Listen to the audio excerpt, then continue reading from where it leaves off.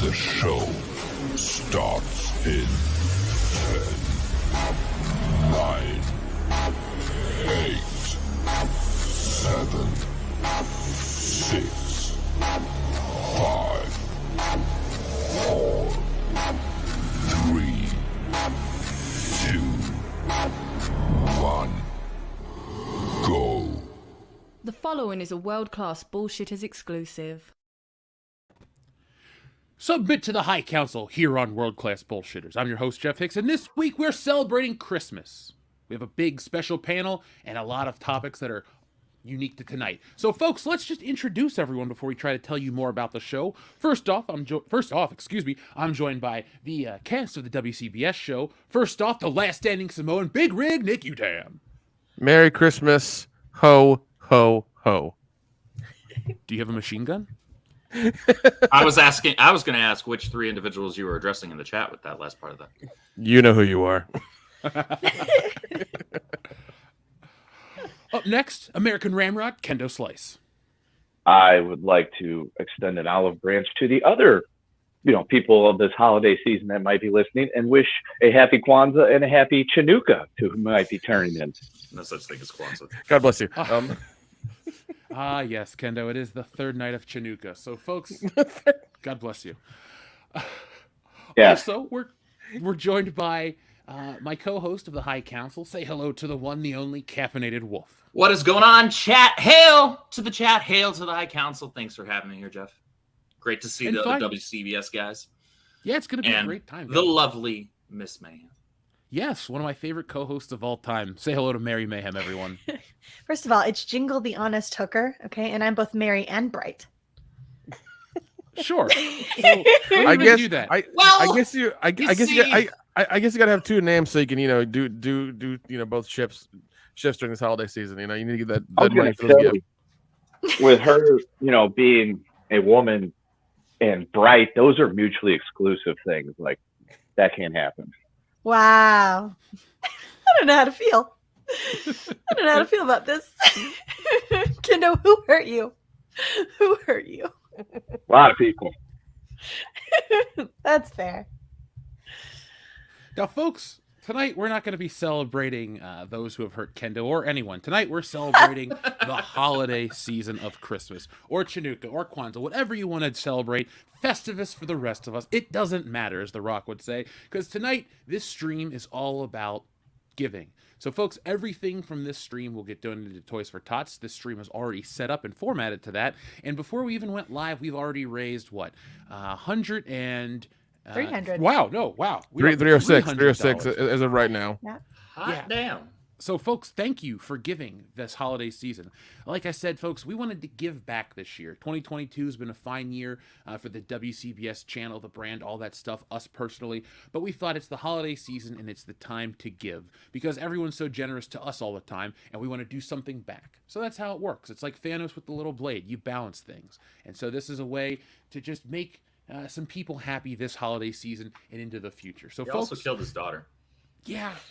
Well, no one's perfect, man. So Felt like there was a little bit of context we were missing there. no, never here. So, folks, thank you for helping us already raise $306.70. We do have the goal set to $2,500 because this is a big channel and we can do anything. I mean, all of our projects are successful, so thank you for that. That's what I'm thankful for this year. Want to help those sick children. Yeah, give people a happy holiday. Now, guys, I thought it would be fun to do something a little different. I thought we'd open the show with opening some gifts. Our friend Dixon Cider has sent the WCBS show a fun package, and some of the stuff is autographed for Dion, some of it is for me, and all of it is a lot of fun. So let me turn on the camera, and you guys ready to see what we got? Let's do it, man. Let's do it. All Do right. it. Now, folks, if you want to send us stuff, here's the P.O. box right there. But let's get this out first. So we have some artwork right here. So first off, we have I have a signed picture of this woman, Hayumi Witch. So Oh, cool. wow. We'll have to hang it up on the wall. Nice. Now, this right here is awesome. Oh, happy holidays. To Dion Green, I heard you love horses. Nay. It doesn't look like a horse. I believe this is from the voice actor who does this. It doesn't look like a horse. I might not see. Yeah. Oh, it's half a horse. Yeah. Okay, that makes sense. I was like, That I don't know. makes The sense. top half looks fine, but now I see it's a centaur. I got you. Yeah. There we go. Welcome back, Kendo. So yeah, there's the centaur lady. We I accidentally hit the back button on my phone. Oh, is that what happened? I'd want to get out of here too if I was Dion. We also have, just making sure this is appropriate, this awesome lenticular artwork. Ooh, nice. Ooh, That's that's Albedo. beautiful. That's Albedo from Overlord. Oh, okay. Well, thanks for... Some of these characters I do not know. But what's left in this package is based on someone I know very well. Some people love him. Some people hate him. Some people have a million different names. I call him family. My old pop, Andre the Giant. Oh, damn, for Princess Bride. That's amazing. Wow, that's awesome. Yes. That's His family gorgeous. Good luck getting that signed. hair. I know a guy. Wow. Yeah. Jeez. Wait, is he? Don't ask. Don't ask. I was about to say, is he a doc that lives in a fucking garage? Is that what it is? Yeah, right by the Burger King, you know? There you go. I was about to say, it's like it's the only way you're getting a signature. By the way, this comes with the peanut that Andre the Giant asks. Does it if really? anyone Does it wants. really? Oh god, it's right there. Do you Holy want a shit, I see peanut? it. Oh So- my god. Thank you to Dixon Cider. Now I have to get the rest of the set because I was joking with Jesse how they had Inigo Montoya on clearance, and she's like, "I guess we kind of need it." So now we have Fessick, this giant Andre the Giant action figure, which I'm gonna display on my shelf soon. That's cool. Yeah, this is awesome. Love the Princess Bride. So, folks, thank you to Dixon Cider. Thank you guys for everything. I want to thank everyone who's giving to tonight's donation. We are giving to Toys for Tots tonight. We've already raised over $300, and we're going to see how far we can take this. But Almost this show is 400. about more. Oh, we're already wow. See, Yeah. I have to open a different 370. window to see that. I didn't realize there was a running total already. Yeah, there we go. All right, Yeah, awesome, folks. I tweeted out the link. If you guys want to go ahead and tweet it out or share it or whatever as well, that'll help out. Jeff, can I make a confession? Yes. I've never seen The Princess Bride. What in the ass? Oh no. I've seen clips. I Are know you enough serious? about the movie. Yeah, no, I'm serious. I know enough about the movie that I know who's in it, like Carrie Ells and Andre the Giant. I have an idea of the story. I get the references, like you killed my father, now prepare to. I know all that stuff, but I've never sat down and watched it from beginning to end because as a youth, I would see it at the video store, and it's called The Princess Bride. And as a boy, I had no interest in watching that movie. Dude, that's the whole premise. That's the whole premise. You don't Jesus. realize that Peter Falk, Columbo, Jeff, is could in you that do movie? something about your friend here? Get your boy. Get your boy, Jeff. Let me come get your man. I thought this was a safe place that we could talk about these Who things. lied to you? Clearly not Kendo. Somebody Clearly. was I mean- not honest with you. So, like, if I would say this to Nick would be like, "Don't worry, buddy, I got it taken care of," and we would go out on a yacht, and I would go see this movie at some point. Or Let's Jeff would fix it. take care of Let's that. fix it. I'm on your side. Let's God. fix it. I think Yeah, Kendo, don't feel bad. I've only watched it once ever, like all the way through. So What is Good, wrong attack with you him. people? yeah, so, I mean, I know. So I watched it once because it was getting referenced a lot at some point, during pop culture and things like that. And I was like, okay, I'm gonna watch it once and figure out all these things mean. I was like, okay, I understand everything now. I don't need to watch it again. well, Oh my Look. god. I've always liked the movie. As a kid, I caught it on syndicated Sunday afternoon, whatever you want to call it. And so eventually I saw it on Black Friday for pretty cheap on Blu-ray. And I know that doesn't sound like I really like the movie, but I have owned it for over 10 years at this point, and I've watched it a lot. When it was only on streaming, I watched it a lot. It's a fun movie. It really, like Back to the Future or the actor Paul Rudd, it's kind of hard to shit on it because I won't call it this flawless, perfect film for every beat for beat, but it's a fun movie, and there really isn't anything wrong, bad about it. Every casting decision is great. The acting is great. The choreography is next level. The only thing I would critique is the music sucks. Other than that, it's like the perfect romp. flick. It's a jovial romp. The whole thing is having a absolute ball. Like at every moment, you can tell everyone is having a ball. So, I mean, we have to fix this issue like immediately, post haste. Like it's a problem, Kendo. It's a real problem. No, I mean, I get that. Like I said, I don't have anything against the movie. Like I've never been like, oh, that movie sucked. Just as a kid, seeing the box art and it's called The Princess Bride. I'm like, no, I want to watch Platoon again or something, with some dude. You don't know what you're missing, though. Not really. You can't really understand. Like you can know the bits and pieces or whatever, but if you don't put it all together, like the experience itself, I'm open to watching this movie. I just have never done so. What we'll do is in the new year, we'll do a live watch, and maybe we'll get your reaction live on air because that would be amazing. Give the other Can three I come? let's do I that. want to come. Let me come. Yes. I want to be there. Yay! I love this movie. Yeah. So I'm game, 100% game. Like I said, I've just never watched it from beginning to end. Yes. Okay, so guys, I have to figure out how to see the window with all the donations because we got to hit some buttons for the audience who's been super, super generous with us. 401. 401, is that where? Yeah, that's where we're at right now. All right, guys, awesome. We're at Make it 401. I'd like to thank everybody. Here we go, Zach Z. 404, 405. Okay, it keeps on going, guys. I want to hit 2,500 so I can swing in Scrooge McDuck style and steal it all. You're gonna have to dive head first into a pool of coins, and we'll see how that turns out. Oh God! You might fracture something. Break there you go. Like Napoleon Dynamite's grandma. We can make our own version of A Christmas Story with me as Ebenezer Scrooge, and I'm just going around just fucking cussing out children. Wow. Wow. A Kendo carol. In the spirit of the holiday. Representatives from Toys for Tots here. That's time I work with kids on a daily basis. I think I'm allowed to have at least one day of the year where I get to dunk on all their dreams. Wow. and apparently that day to the Toys for Tots charity drive, everybody. That's not a and apparently that's that day thing. that day is Christmas. Okay. Folks, it doesn't matter what happens tonight. Continue to give because it goes directly to Toys for Tots. Yes, please do.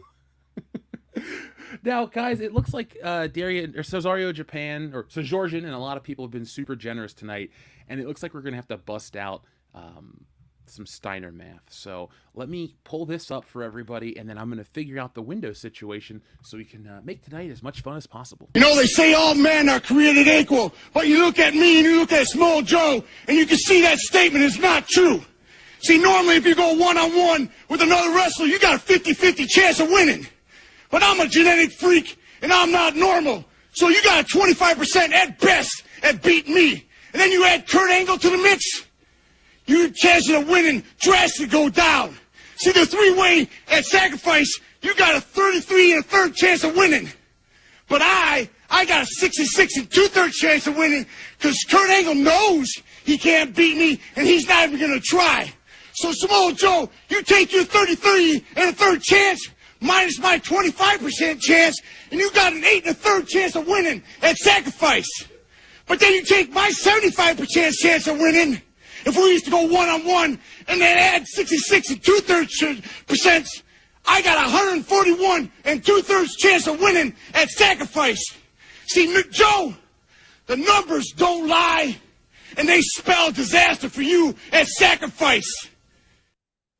See, so there you go, people. Just become a genetic freak, and That's not how the Force works. I'm more stupid for watching that. Yeah, I feel like we I've all are. lost brain cells. Well, also, Why? The math can't- works out. Yeah, That did not encourage Mary to go watch wrestling any more than she already No, did. it didn't. Just I'm trying to put just that out as there. bigoted against wrestling. Actually, I may be more bigoted. I didn't know that was possible, but I might well be more bigoted against wrestling than I was 5 minutes ago. Against Big Papa Pump and all his freaks out there. Well, I can make you hate him a little more, guys. No, Should I this make is Mary hate him a okay. little more? Oh, come Yeah, on, make dude. him- It's been a long If you had a day. chance, Scott Steiner, let me welcome you back. Oh, Team 3D, you guys are out of your mind coming to Atlanta, Georgia, the place that the Steiner brothers got their start in professional wrestling. You guys are out of your mind making it a table match, because tonight we're going to beat you at your own game.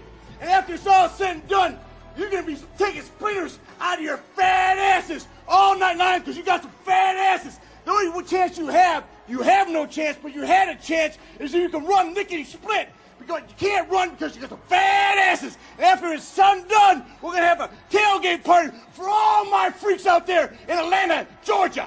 You wanted some, you got some. This is the big time, boys. You come down that aisle, the Steiner brothers has got something for you. Did it freeze for only yeah. me? Yeah, it froze for only you. Okay, good. Thank God. I feel like 'Cause I was sitting here started going, drooling towards the end there. Just like went full. well, I mean, they are both extremely. And not the drooling because you smell like a freshly baked apple pie. The kind of drooling that you typically No, the see a When window you Mind-numbing. smell doing. baked bread. When you smell toast and there's no bread around. Yeah, that kind of drooling. drilling. Hey, I can make you drool even harder. Yo, Joe, first you off, you heard want to his work threat. out with me? Take your clothes off and lay on that bench. Whoa. Seriously, take your clothes off, lay down on that bench. You want to work out with me? No. No. Same. No, I definitely don't. wasn't dressed. I don't want to take my to clothes work off out and with work me. out with you either. Good God Almighty. Ladies and gentlemen, keep the money coming in for Toys for Tots. Yes, thank you, Jesus folks. Lord. Yes, we're here for the children. All the wonderful children out there that may have been sired by Big Papa Pump. We don't know. Now, guys, the one thing that this donation will go to is the toys to give to these kids. But I thought it would be fun to talk about some of your favorite toys that you got for Christmas. So let's take a moment. Folks in the chat, let us know some of your favorites as well, and keep on sending in those donations for Toys for Tots. Maybe a kid will get one of your favorite toys, a modern version. Maybe you grew up as a Ninja Turtle kid, and some kid might get a new Leonardo. Maybe the design's not the same as you remember, but I'm sure they'll be just as happy as you were. So that's 100% going to Toys for Tots, folks. That just goes directly from you to them. We're just the mouthpiece to make that happen. So next year, it will be 30 years from my favorite Christmas. I know I'm sounding really old now. And I remember when it was 20 years from my favorite Christmas. And so that was Christmas 1993. And that's my favorite Christmas because I got the Power Rangers. And I don't mean just like a Power Ranger. My mom was awesome and worked out a way to get me the whole team. So that is my favorite Christmas toy. I'm cheating. I'm just going to say the Power Rangers, 1993. So if you guys could remember the year you got this stuff too, that would be fun as well. Way ahead of you. Nick. All right, Kendo, you go since you're ahead of me. So when I was like 4, I got the Teddy Ruxpin airship and little figures and everything like that. So that was awesome. So that would have been 1987. But the big one, the seminal point, the turning point of my life was Christmas Day, 1988, when I got my Nintendo. Life was never the same after that. And then if you fast forward to Christmas Day, 1993, I got a Sega Genesis. And that was awesome. Then it's all a blur after that, Jeff. I don't think I had a good Christmas after that. So I peaked 30 years ago. I'm really sorry. Wow, that was. By the way, You know, Christmas is supposed to be the most joyous time of year. That just freaking depressed me. yeah. Now let me address I one thing got no before we hiccups continue about it. this. Real quick to the Ninja Lawyer Steve in the chat. Shoot me another email. Yes, we're still on for tomorrow. You don't have to keep sending the message. We'll pick a restaurant though. So, Andrew, what about you, man? Give me the year and your favorite Christmas gift. Let's see. I was either 5th or 6th grade. I want to say 6th grade. So I was in middle school. I was in junior high. Little bit of backstory. So, well, that would have been like 2000. No, that would have been before 2000. That would have been like maybe 1999. That doesn't even make any damn sense. Whatever. I was like in 6th grade. I'm not going to math it. Scott Steiner fucked me up. Thank you very much for that. Now I can't do math for the rest of the year. Thankfully, we only have 11 days to go. Thanks, Jeff. But the setup is that growing up, I actually didn't have any video game consoles of my own. I only was able to play at all my friends' houses, whom literally every single one of them had multiple consoles. I had a hand-me-down Game Boy Pocket, followed by a hand-me-down Game Boy Color, and eventually a hand-me-down Game Boy Advance that I'd purchased off of friends who had extras because they were spoiled. And I bought those off of them with like my allowance after saving up for, whatever, half a year or something like that. So Christmas of my, we'll say 6th grade year, my sister and I have a younger sister. We're 3 years apart. We always had this tradition growing up where we would wake up like extra stupid early and like kind of sniff around the Christmas tree and like, oh, what the hell's under here? What do we got? And we'd start like trying to make guesses of what kind of cool shit was in the boxes and whatnot. And there was a box that was a very distinct cube shape, we'll say. And it had a very specific weight to it. Now, if you know anything about me, I'm very detail-oriented when it comes to certain things. And I had a very strong suspicion that I knew what this was. And I'm like, no. It can't be. But then I'm still feeling around and sniffing around under the tree. And then I find another box that's shaped very distinctly like kind of a DVD case. And then another one that was kind of the dead giveaway that when I started feeling it, oh, these feel like buttons. I was like, no. And so what it was is my dad had gotten me the special Platinum Edition of the Nintendo GameCube, a Wavebird wireless controller for it, so a second controller, and the Sonic the Hedgehog Mega Collection, which was a collection of all the old Sega Genesis Sonic games. And I lost my shit. I was doing head spins. Like Sonic does the spin dash, I was doing that on my head. Basically, dude, I love that. It was fantastic, and I've never been. This sounds so self-gratifying, but it's just I don't worry that much about like what I get. If I get something, I'm usually content. Like if somebody gets me a gift card to freaking Starbucks, I'm over the moon. I'm like, sweet, there's $25 less that I got to spend out of my own ass. But two coffees, yay. Yeah, exactly. Yeah, 2 maybe, depends. I'm not getting like 8-shot drinks anymore, so yeah, it might get 2. It might get 2. But yeah, that would be my my number one, I would have to say, just because it meant a lot at that point. Now, guys, we're going to ask more in a moment, but we had a couple big donations come in. So we got a 20 from our friend Enrique. Thank you, Enrique, for donating to Toys for Tots. What should we press for him, guys? Now, Enrique, you can text me if you want to tell me a different one, but Kendo, what do you think Enrique would like to see button-wise? Would you pick a number for him?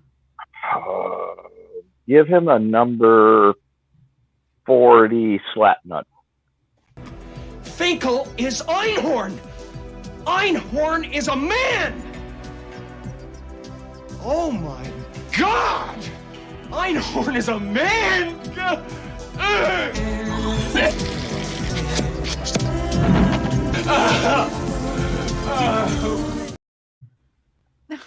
God. A bit homophobic, but okay. And then we all collectively vomited. And we also, our friend Joseph Bienwich sent in a very generous $50. Thank you, Joseph. For the Toys for Tots. Because now, folks, some are sending anonymously, and we appreciate that. No matter how much you give or how you want to, we appreciate and want to tell you thank you. But like I said, Joseph Bienwich gave a big old 50. Nick, would you care to pick a number for Joseph Bienwich? 23. 23. All right. So let me pull up the number 23. I remember when I was doing Hunger Games. No. No. We're not about that negativity. This is Christmas. I can't handle that shit. Actually, you know what? I'm just gonna do it. Jennifer Lawrence was actually the first savior of mankind. Jesus, Yeah. Lord. Yes, folks. Did you Remember, know she was this the first Christmas. Santa Claus? It's no longer Christmas. It's Ginmas. Yes, we're celebrating her birth. The first Yeah, Put the birth no of Jen one, Santa. back in no one had ever Ginmas. celebrated Christmas before or exchanged gifts until Jennifer Lawrence did it on the set of Silver Linings Playbook. Yep. Nobody had ever thought to die for the sins of mankind before Jennifer Lawrence came to Earth. Wow. Aren't we all thankful for Jennifer Lawrence? I hope her social media still up. People are still sending her that crap because she deserves that so much. We've had so much fun, guys. Nick, did you see our short? How it's doing? It's got like more likes than I've ever seen it's on a doing video. well, man. It's doing very well. Yeah, it's on its way to 500,000. I'm Oh, excited. dude, to you know what see all the makes sense short. now? Hmm. So Jennifer Lawrence was in Mother. That movie was awful. And it was a Virgin Mary birth of Jesus allegory. It's been in front of us this whole time. She is There it God. is. Oh. Guys, when you listen to the World Class Bullshitters show and you learn something new, this happens. And tonight, even though it's the High Council, we're in the mood to celebrate knowledge.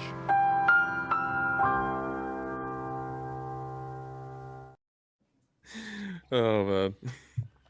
Yeah, We're all about getting you a learning here. Now, Lawrence, he folks, prays. Lord, praise be, Lord.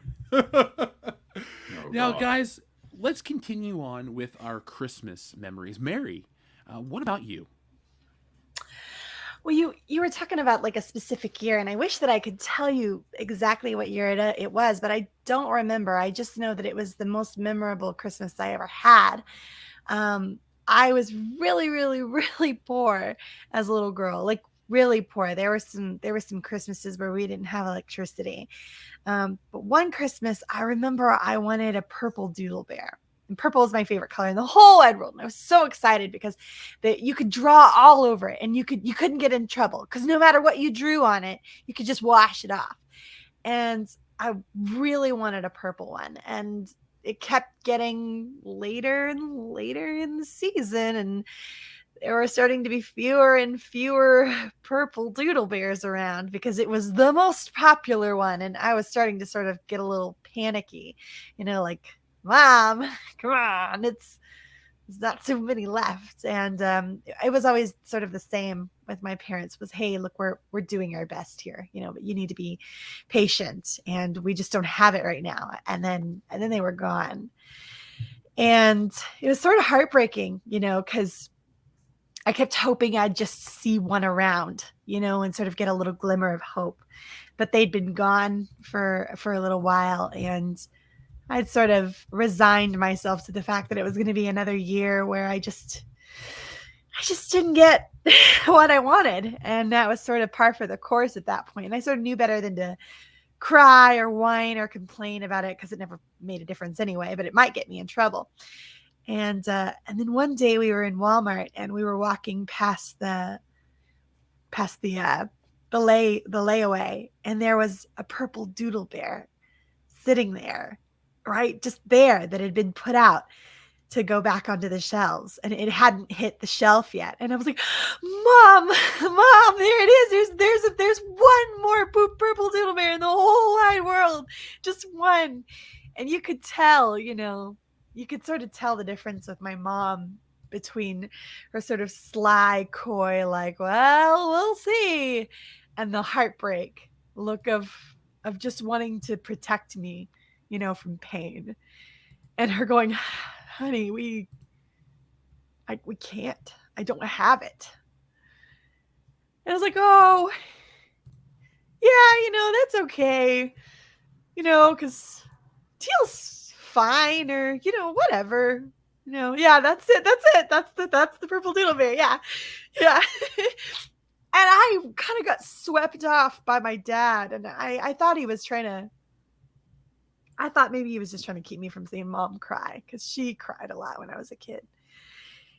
And then, that was it. And I sort of chalked it up to just another one of those years. And then I woke up on Christmas morning, and there it was. There was my purple doodle bear. And I got told about it later on. Mom told me the story that there was a lady who walked up and she'd seen it, And she took my mom and she said, we're gonna take care of this. And she got that purple doodle bear for me, just out of the kindness of her heart.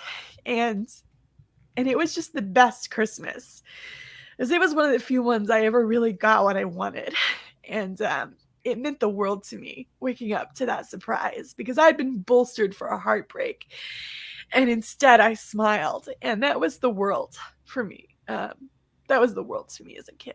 So yeah, like every year now I try to get at least one gift for Toys for Tots, because maybe that's the only thing that kid will get that year.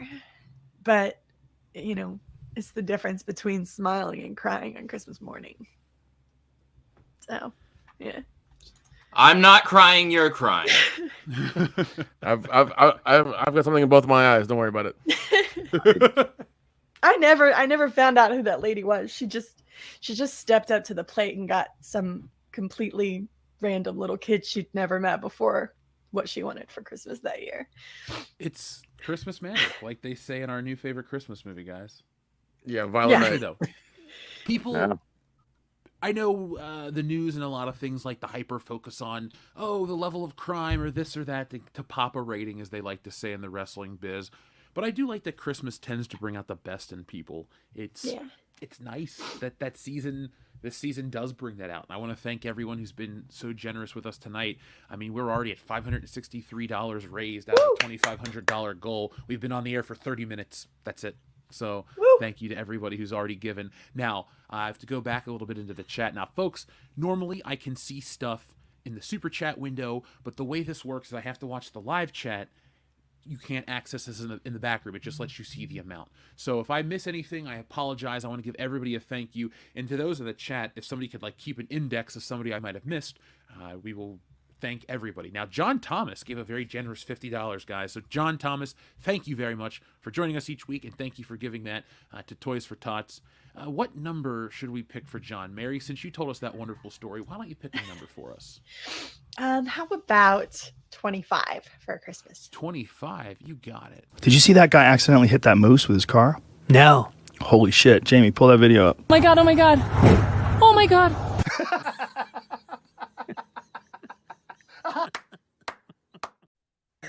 And that's the true story about how Rudolph got to be on the reindeer team. Yep.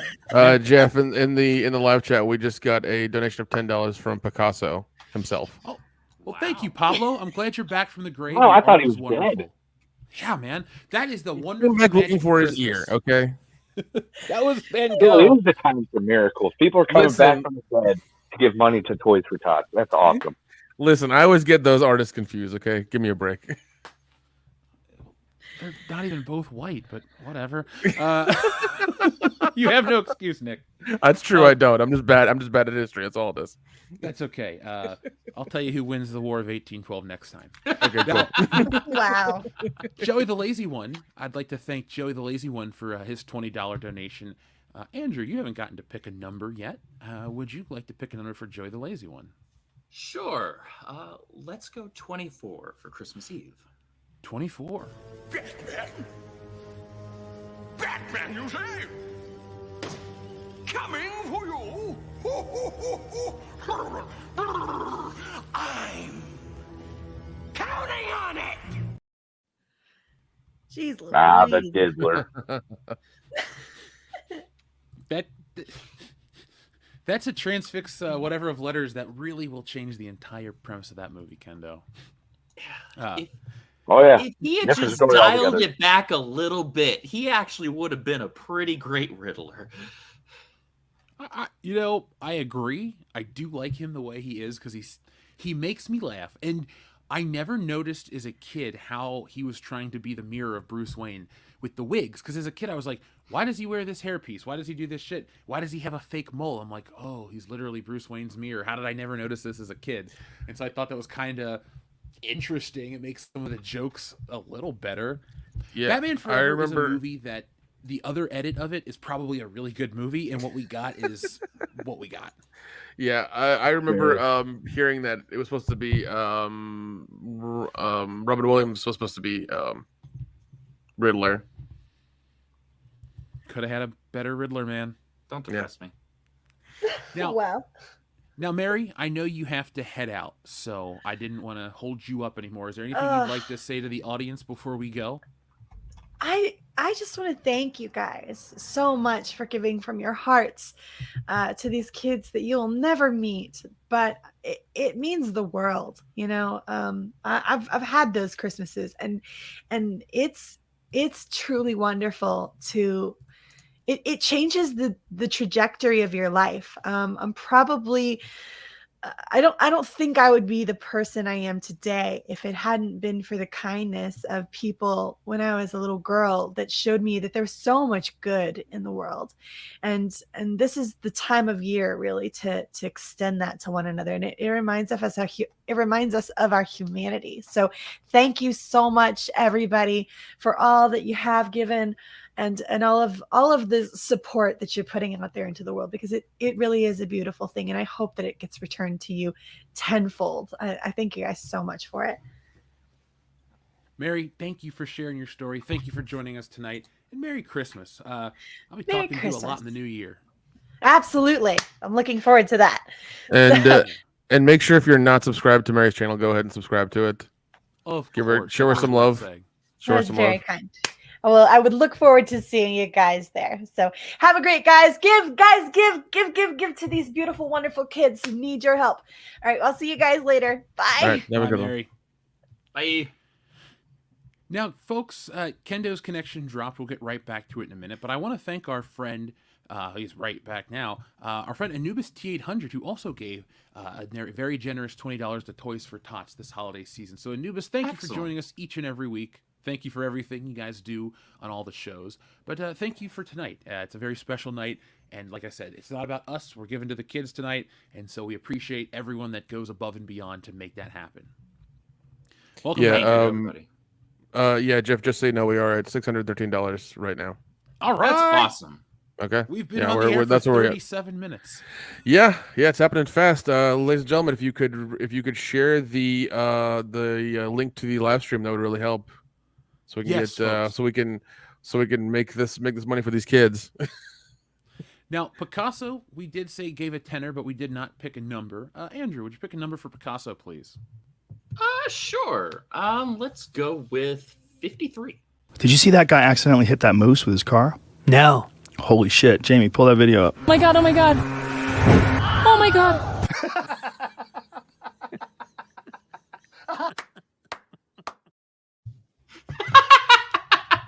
'Tis the season. Yes, to launch an asshole into the atmosphere. That's my favorite one. La. Jackass on the bike is splitting lanes and then gets Yeah. lit the hell up. And once again, to anybody who's watching it for the first time, that man stole that bike. So Yeah. it's not just some kid who wants to go real fast. No, he stole that bike, so he deserves it. Don't you cry over him. Yeah. He got every bit of what was coming to him. Yep. Batman would have whooped his ass. Karma got him first. Yep. So we always want to preface that and make sure that people know it's like, yeah, he stole that bike. That's where the video comes from. now, guys, Anonymous donated 20. So we want to thank you, Anonymous, whoever you are out there. We appreciate it. That goes directly to Toys for Tots. You're back, Kendo. Oh, God, dude. I don't know what I clicked on my phone, but somehow it thought I was trying to make a phone call, and it called my mother. And for like 10 seconds, I'm like, how the hell is she on this show? Well. Oh, my God. No, I have not been drinking today. I haven't drank in days. That's a problem. It is. That's depressing. Hey, Kendo. Yeah. I'm going to ask you a question. Close your eyes and imagine you're at Waffle House right now. What are you having? Oh. So I'm probably just going to get the old pecan waffle with butter and syrup and a side of hash browns with onions. Probably just that. Yeah. Sounds delicious. I just saw this meme and I thought, Kendo's having a rough day. How can it relax him? Waffle House. There we go. So I'm having Waffle House. trouble. I do love the Waffle House. Jeff, we just got a $100 donation from Woo! Gear Fantastic. Stark. Shit. Hot Thank you, Gear Stark. diggity dog. Yeah, so we're at $713 as of right now. Folks, thank you very Thank much you. for all your generosity this holiday season. Since we pressed the Steiner Math button already, we will play it again. But what's another good one? Give me a number. You need to find the video of Bill Murray doing the Scrooge speech. Is what you need to find. I think that's appropriate. But I don't know. But here's the thing. I would like that, but I don't know if it's gonna get the video like Copies. taken down or anything. Yeah, so that's a problem. Yeah, and it might.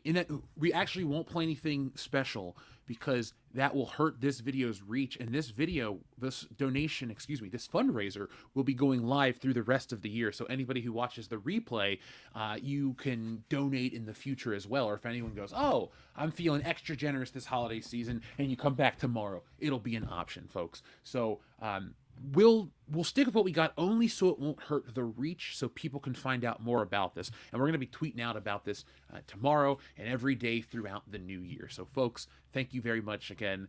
'Tis the season, but we also do have to address something because we got 2 super chats, guys. So let's read those because we don't want to leave anyone hanging. So Georgian says, neutral winter festivities, world-class BS.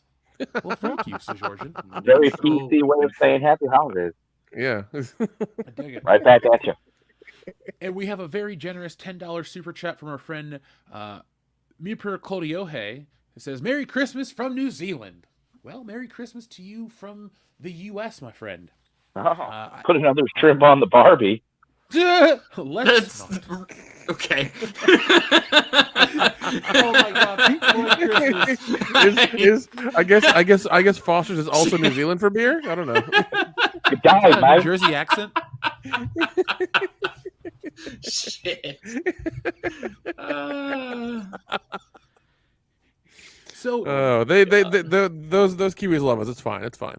yeah, we are world-class bullshitters after all. Yeah. The world comes first. So folks, thank you for making us a part of your, I don't know, daily ritual around the world. Now, let's see. We had our friend Anonymous donate one. Now we also got one from Darth Bobcat, who gave $20, guys. So we're gonna get to that $100 one in a second, but let's press these buttons as well. Here's a good one.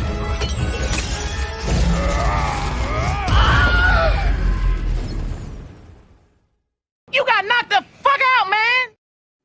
Best scene in that movie. Hands down.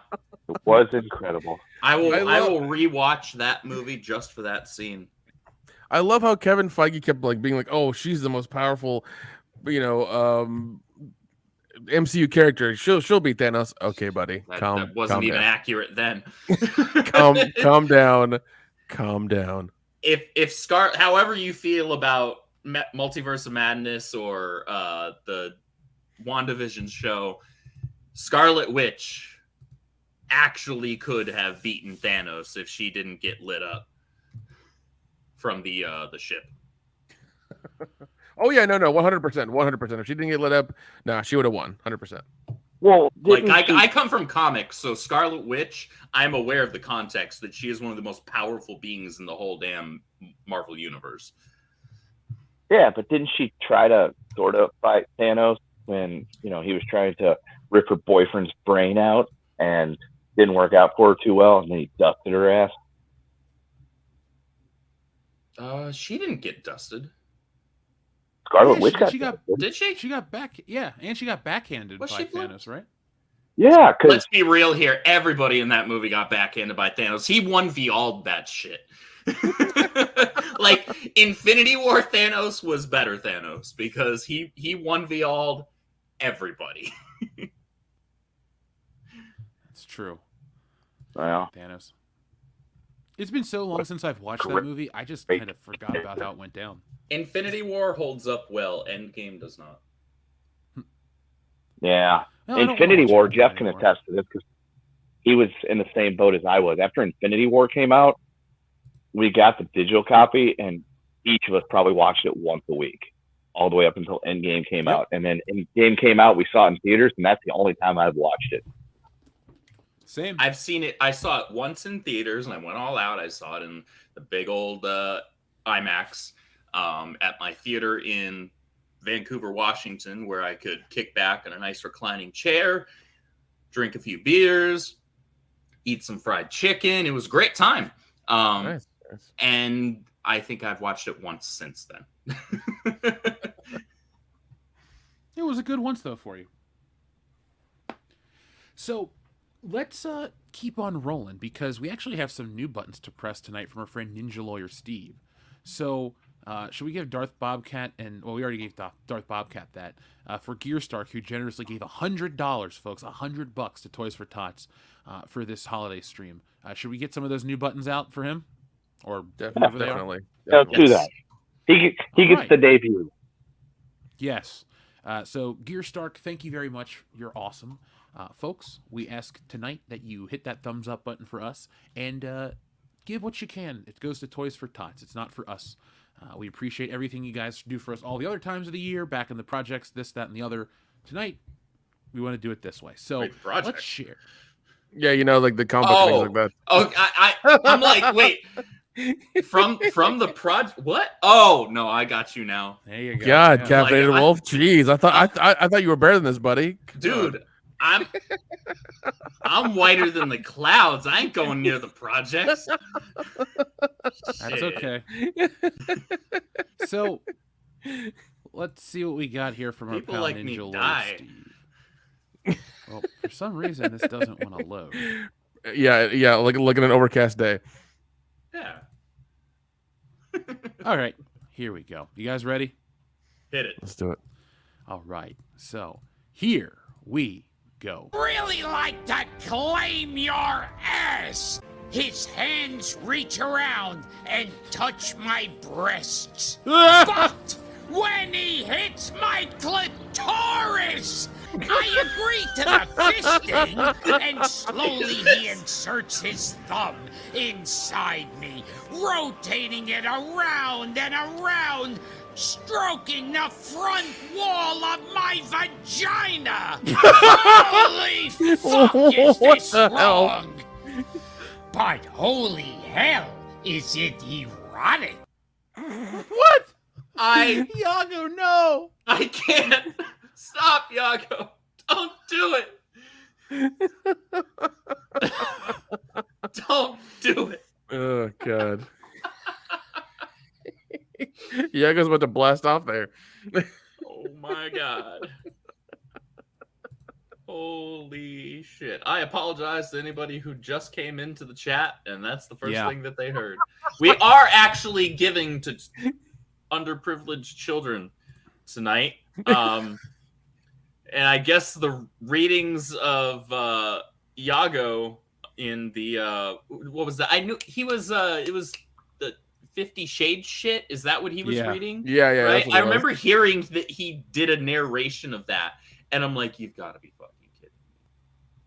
And nope, they were not kidding me. No. It seems like everybody liked that button. As well as Gearstark as well. So that's what matters the most. Yeah, it seems like everybody really wants that button to be pressed a lot lately. There you go. Anubis, I don't know what I heard either. I guess it seems like this is going to be voted in. So yeah, folks, join us in the future. Next year, we'll have new buttons, and we'll make this one of them. So what's next? It's all true. The boogeyman is real. And you... Boogeyman! You nailed the window shut! I'll get the gun! Well, I mean, I don't think gun works on the boogeyman, but I guess I'm glad to see that you have home defense. Why am I seeing a clip from Jurassic Park 3? Let's find out together. Yeah. Oh, boy. I give you the resonating chamber of a velociraptor. Listen to this. Oh, God, what's that sound going to be?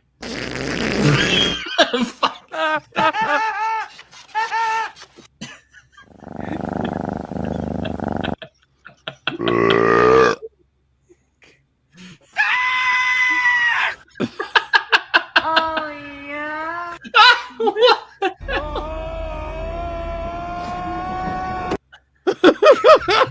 Y'all are fucking childish. I like that. Jurassic Park 3 deserves to be made fun of. It does. That is the worst. Oh, Jurassic Park. God. Here we go. Look out! What's that smell? Oh, wow. Oh, wow. The dinosaur CGI.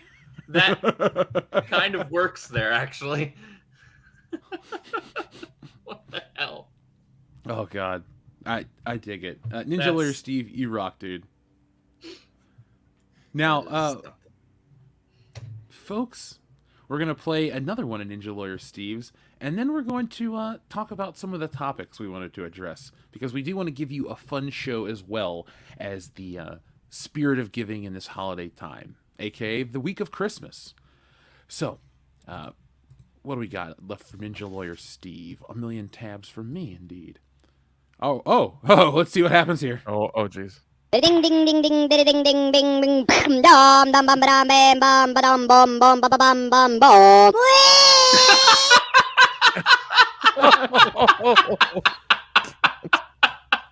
I didn't think that clip could get better. Well, Holy shit! I like what Ninja Lawyer Steve brought to the table.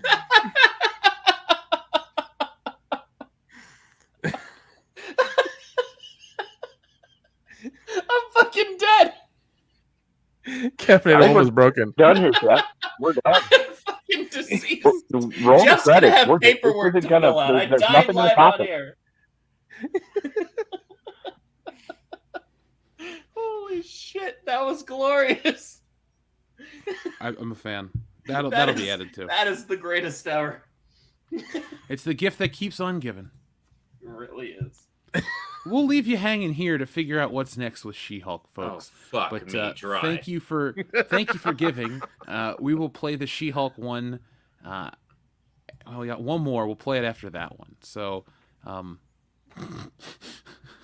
John Thomas, since you donated, he has a request to see it again. All right, we'll play that one again, and then we will get on with some of the topics for tonight. So here you guys go. Let's do it in full screen. As it buffers. Ding ding ding ding ding ding ding ding ding bam dum dum bam bam bam bam bam bam bam bam bam bam. It's that scream at the end. It sounds like Cartman. Fucking hell. I can't breathe. Fuck.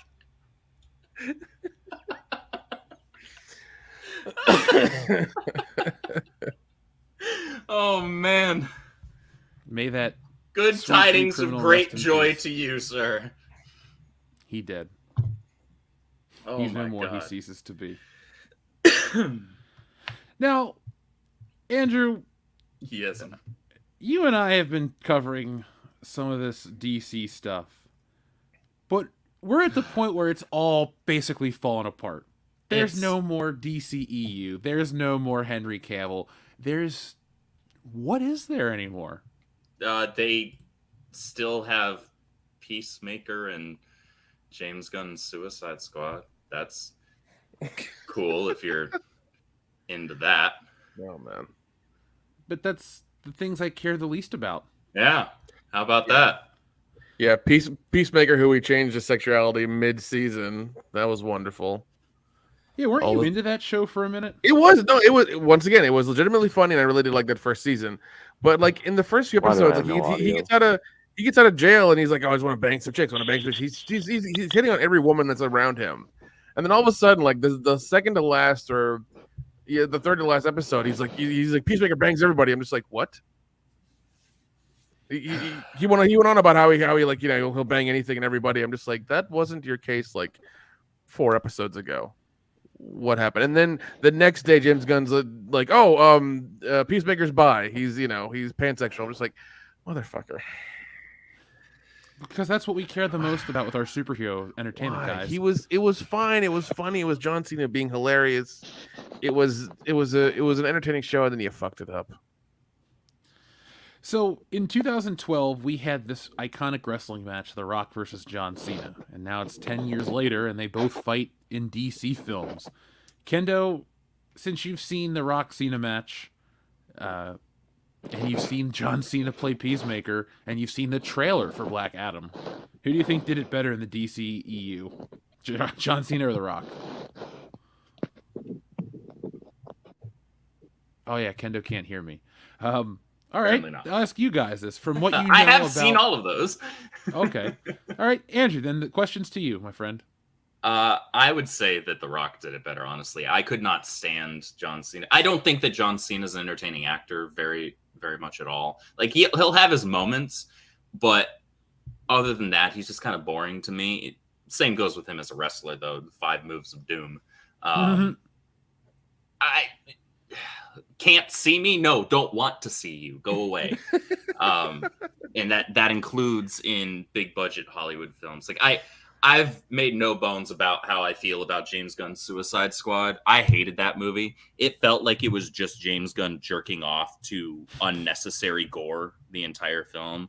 Like, and I don't have a problem with gore in films at all, but the way that he was doing it to me just felt like he was doing it just for the hell of it. And it took me out of the movie. I wasn't entertained at all. Whereas with Black Adam, despite it being a flawed film, for sure, I actually had fun start to finish. So I can at least come away saying that. And then as far as Cena versus The Rock, wrestling-wise, Rock all the way. Hell yeah.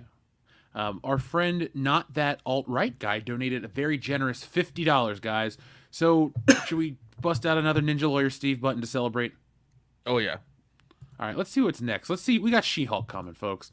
As you can see, there are quite a few buttons that Ninja Lawyer Steve made for us. So we'll work our way through these with these new donations. Remember, folks, 100% of tonight's proceeds go to Toys for Tots, which is a charity we all believe in the premise of. You give toys to kids on Christmas? That's awesome. If you're one of those people who can, give, that's amazing. If you can't, that's amazing as well. Thank you for joining us. But real quick, one thing I do want to address, because people do have to go. Dixon Cider, I believe you had sent an awesome package that we did show at the beginning of the show. I hope you got to see that. If not, we'll show it again before you have to leave. But Caffeinated Wolf, Andrew, you got something from Dixon Cider, correct, that you wanted to share? I did indeed. All right. He sent me a nice little, we'll call it a care package. And there we go. Oh, that's how you change the regular camera. Cool. That's fun. So he sent me 2 items of 2 of my favorite characters from an anime called High School DxD. This is an autograph of my favorite character, Rias, with a autograph from the voice actress, which I very much appreciated. Thank you for that, Dixon. And then this was the one that made me laugh the most, because this was the one that was like, y'all are trying to get me in trouble with my girlfriend, as well as I don't know what the heck I'm going to do with a skateboard deck, but it's cool. Is this. Oh, that is awesome. So nice. It's badass. I'm not mad about it. Can you ride? Dude, I haven't ridden a skateboard since I was like 13. Like, I've never ridden a skateboard. Like, this is just gonna be wall candy, is what this will be. But thank you for that, Dixon. I appreciate you. It's actually shiny. You can't really tell because I left the plastic on the thing, but the lacy stuff. Oh. Lacy stuff is holographic. You couldn't break eye contact from those, and then you had to. You're just like all of us. Look, don't judge me. Thank you, Dixon.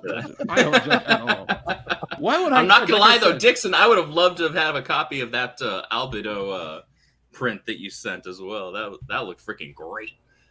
Yeah, so let me share these real quick because Dixon Cider does have to go, and I want to make sure that he got to see us open everything here on the show. Thank you very much, folks, for sending in stuff. We do have our P.O. box at the bottom of the screen for those who want to see it. So now, Andrew, what character was this again that Dixon sent us?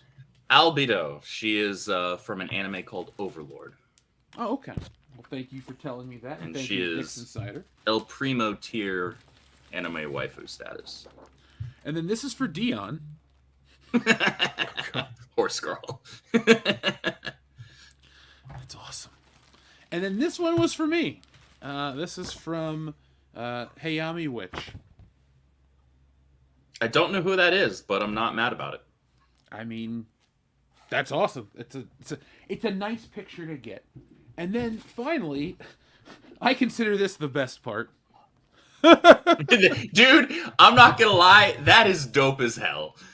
That movie is a classic.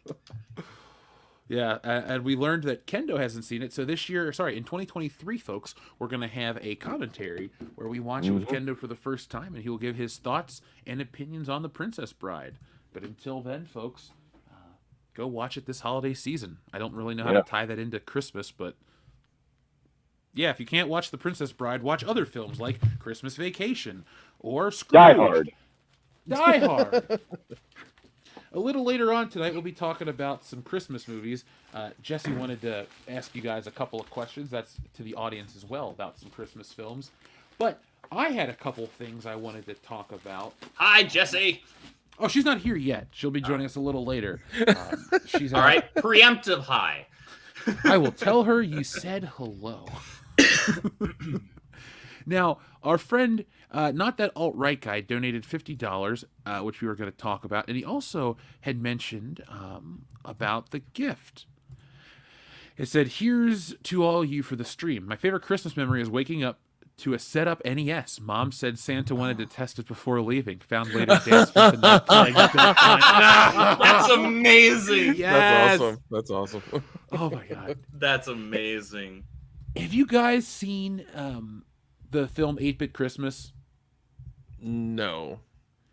Okay, so I highly recommend it. It came out last year. It was a streaming movie. I don't know exactly what platform it was on, but Neil Patrick Harris plays the dad, and he basically tells his daughter the story of the 80s Christmas and how they tried to get a Nintendo. It's a great story. It's full of nostalgia and all that other stuff, but it's got a lot of heart, like a Christmas movie should have. So if you haven't seen 8-Bit Christmas, check it out. And I'm really asking that to you, not that alt-right guy, because I'm curious if you've seen it, if that movie hits home.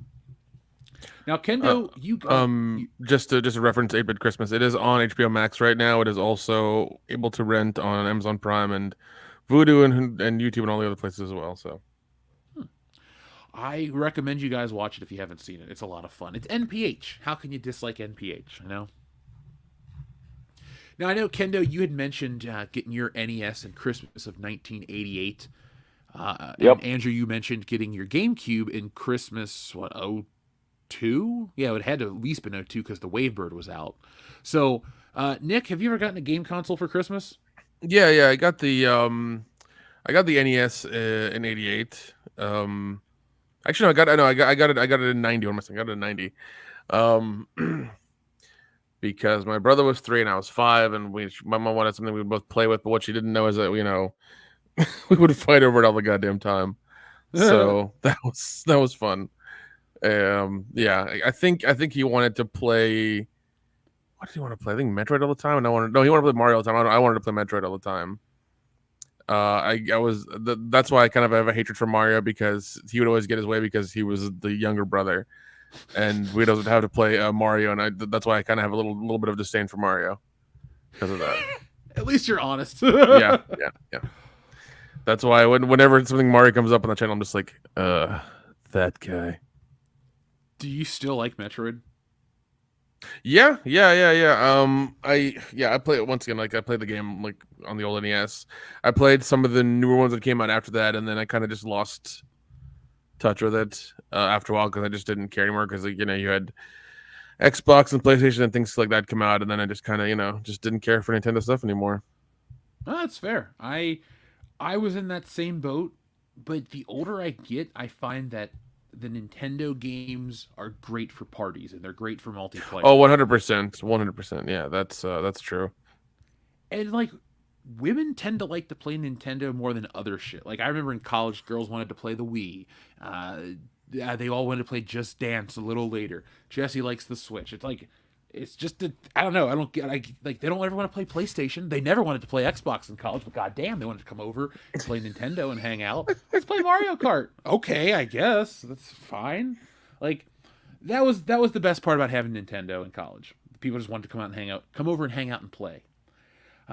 Now, to answer the question myself, I don't think I got a game. I got the N64 for Christmas 1998 because I got a Super Nintendo right after Christmas in early 94. Like a family member said, "Hey, I didn't give you a Christmas present," and they bought me a Super Nintendo. So I guess that technically counts, but like the one I opened on Christmas was the N64, and I mean that was my console, dude. I got GoldenEye right after Christmas. Oh my god, dude! It was what wasn't amazing.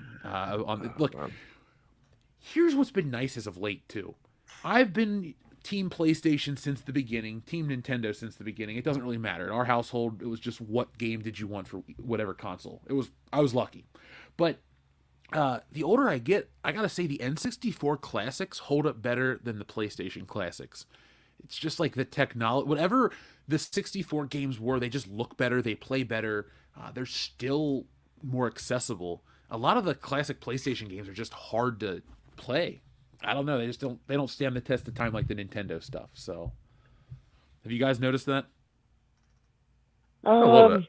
Yeah, a little bit. Like I've been back to Camp Kendo for a couple days and I haven't even set up my PlayStation 2 yet. Like the last few times I've come back, the first thing I've done is hooked up the PlayStation 2 and the little TV and got it all put back together in the living room to sit around and play PlayStation 2. And I haven't even touched it yet. I thought about doing it earlier today. I was like, got some free time, play some PlayStation 2, play some college football. But I was like, I'm just going to lay here on the couch and watch Dick Van Dyke. I think the N64 falls into the sweet spot when it comes to retro games, or at the very least it recently has. Because there are different classifications. You got retro, and then in between retro and kind of current, you have just old.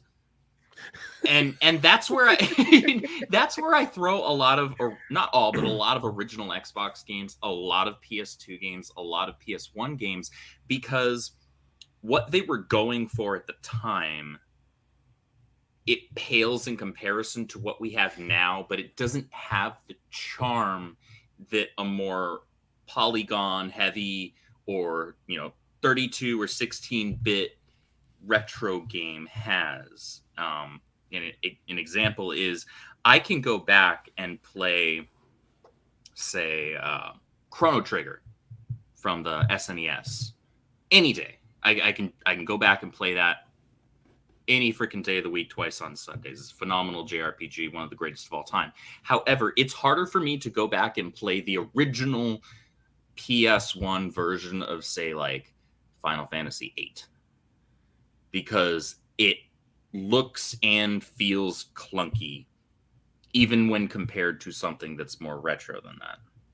I don't know. Maybe I'm the only person that feels that way, and some people it's like retro's retro, but I have different classifications. It's like you have retro, but if you're not retro quite yet, you're just kind of old. So I know this or you feel dated.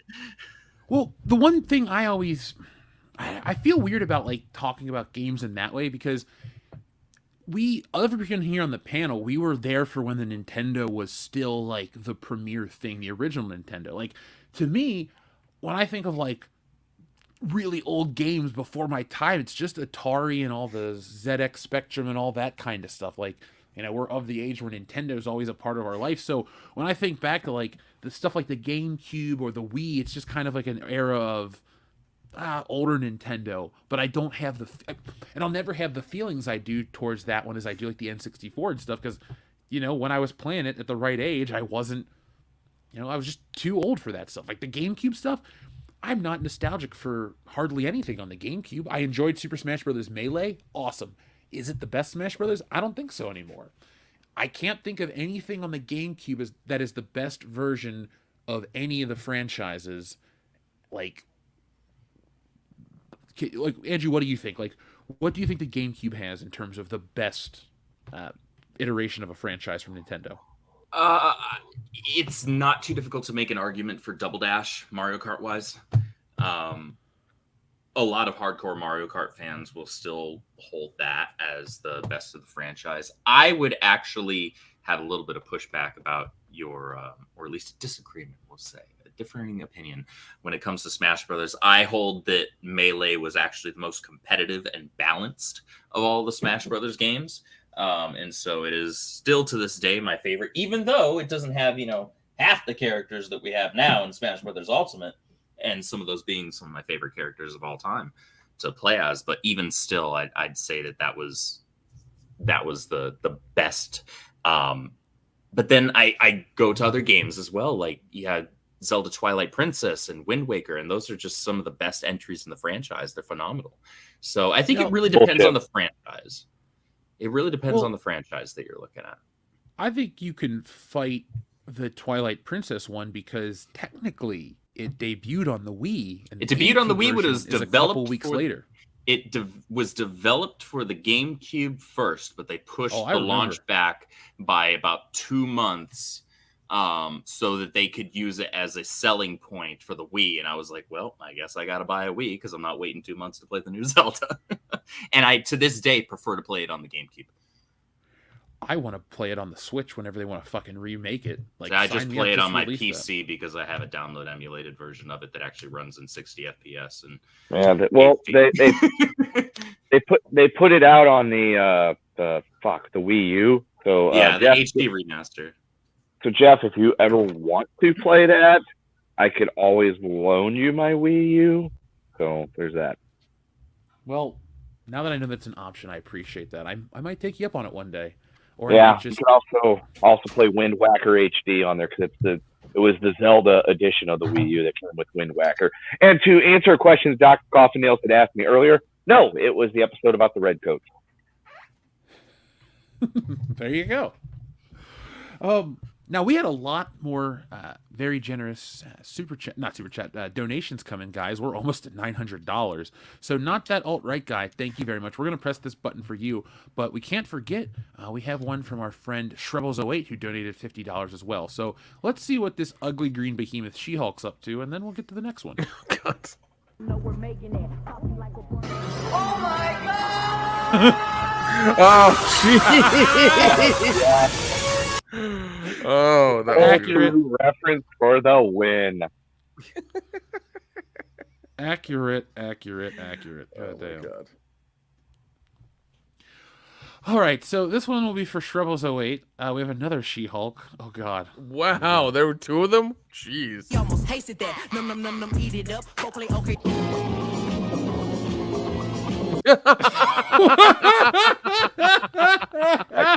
That's more like it. That's funny. God damn. She-Hulk. So, no, thank you. All right. So, Terminator. James Cameron. Shrebbles08, thank you very much for your very generous donation to Toys for Tots. Let's give a few more. We'll give some more buttons after we get through this. Let's give a thank you, though, to who else was very generous. Thank you to... Sorry about this, folks. Anonymous donated 50 as well. So, Anonymous, thank you very much. Thank you to everybody. No matter what you've given tonight, we appreciate it. 100% of the proceeds go directly to Toys for Tots so we can make some kids' Christmases very happy. Yep. You guys want to see what's up with this Terminator button? Let's do it, man. Yeah, sure. Best Terminator movie. Oh, come on. Don't do it to me.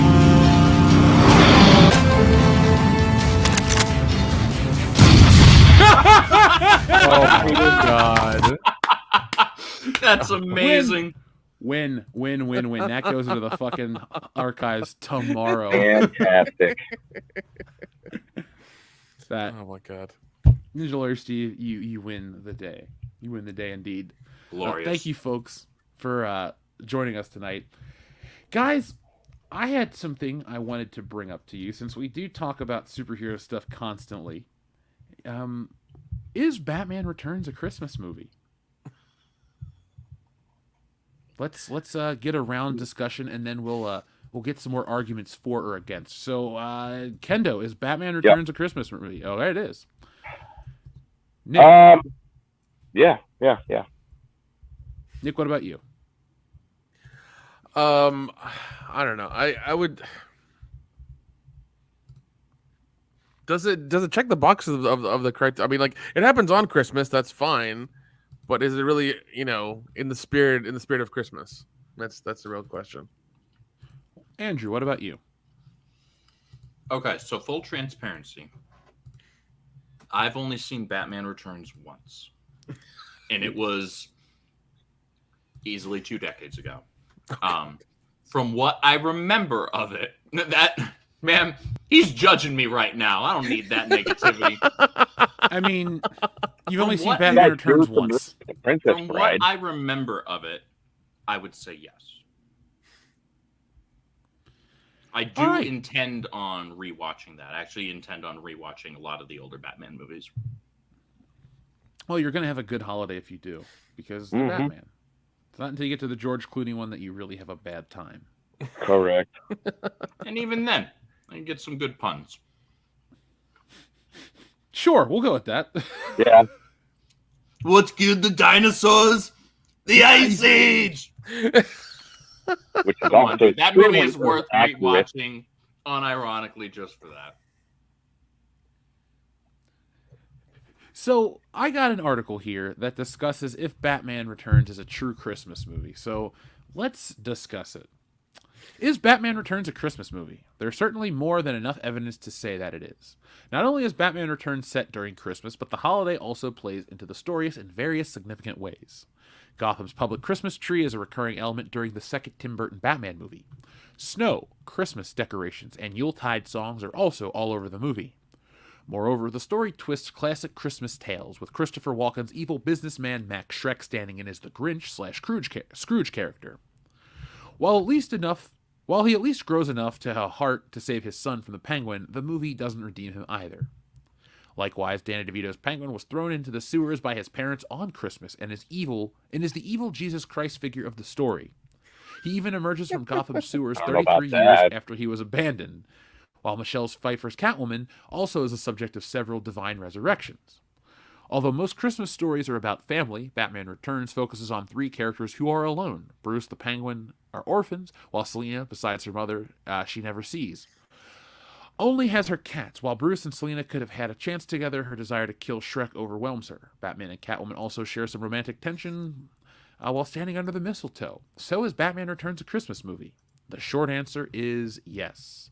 The settings, themes of Christmas are woven throughout Batman Returns, with it even villains' henchmen being introduced shooting out of giant presents. While the sequel isn't a feel-good family Christmas movie like Home Alone or It's a Wonderful Life, Batman Returns totally counts as a Christmas movie. Like Burton's Edward Scissorhands, it's more of a melancholy fairy tale. In fact, the villain, Danny DeVito's Penguin in Batman Returns, belongs just as much in a fairy tale or parable as he does in a DC film. Moreover, throughout the entire story, though the story ends with Bruce alone, he does receive a present in the form of a stray cat, and he closes the film by bidding Alfred Merry Christmas. So, based on that, they say yes, but what about... and we said our piece already. So, folks, tell us in the chat if you think Batman Returns is a Christmas movie. I'll say something controversial to end this segment. It's my least favorite Batman movie of the original run. Yep. I do not like Batman Returns. Well, because it went full Tim Burton. Like, he was under control in the first one, and the second one they're just like, "Hey, do what you want," and he's like, "Okay," and then he did. That's dangerous. Okay, so I think was Helena Bonham Carter in that movie. They didn't know each other yet. Oh, see, so he couldn't have gone full Tim Burton. Aha. That's fair. Oh, man. Did you guys ever get Batman toys for Christmas? Yeah, I actually got a oh gosh, I forget what the name of the figure specifically was, but it was a chrome knight Batman with this big ass bastard sword, and a kind of silvery gray Batmobile that shot a pistol out of the front. It was pretty badass. What about you, Nick? One of the ones that I distinctly remember, I don't know, I didn't mention this earlier when we were talking about it, was the it was the foldable Batman like Batcave and Mansion thing. Do you remember that? Yes. That's the one. Like, yeah, that's the one I missed the most and I had it the most. But here's the thing. I had it a lot as a kid. I played with it a lot as a kid. And it went into a room like that had a bunch of toys when we were when I got older, I wasn't playing with it. A friend of mine who,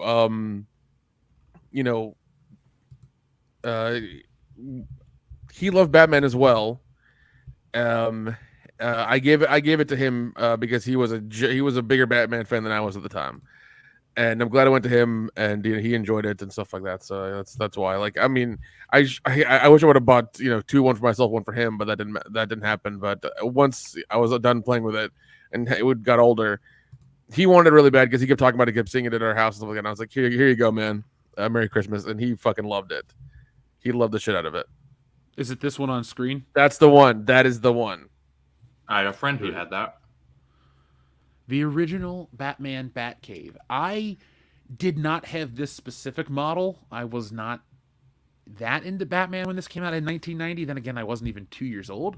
But when it came around to the Batman Forever Batcave, that's the one I had. So it's the exact same toy. It's just slightly a different color. The rocks are purple and green, and the Batcave's like a slate gray. So it's a wonderful toy, Nick, and it's even better when you put the Batman in the little chamber. Oh yeah. No, dude, I had it. Yeah, no, I had it all, man. I had the figures and everything in there and stuff. Yeah, it was fun, man. It was fun. God, it's taking me back. I wonder how much it is on eBay. Just Jesus Christ. These never mind. Batman. I mean, as long as it's not Batman new in toys box. I found one. Apparently, it's in euros, new in box.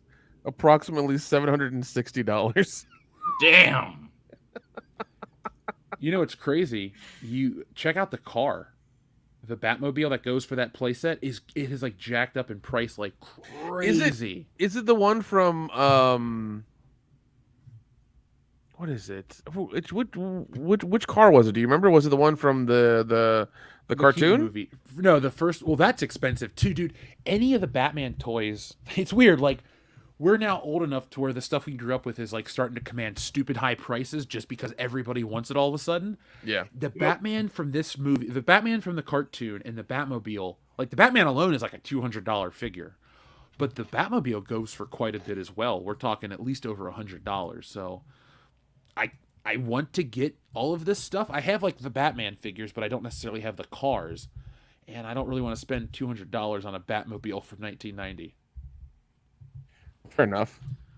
But yeah, maybe I'll find one on eBay cheaper one of these days. No, I'm not going to spend the whole show on it.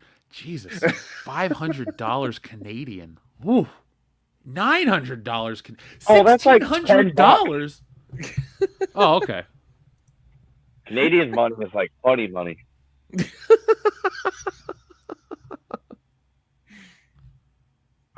I didn't realize that Batmobile would be so pricey. And why am I on Canadian eBay? That is the problem. Blame Google. There you go.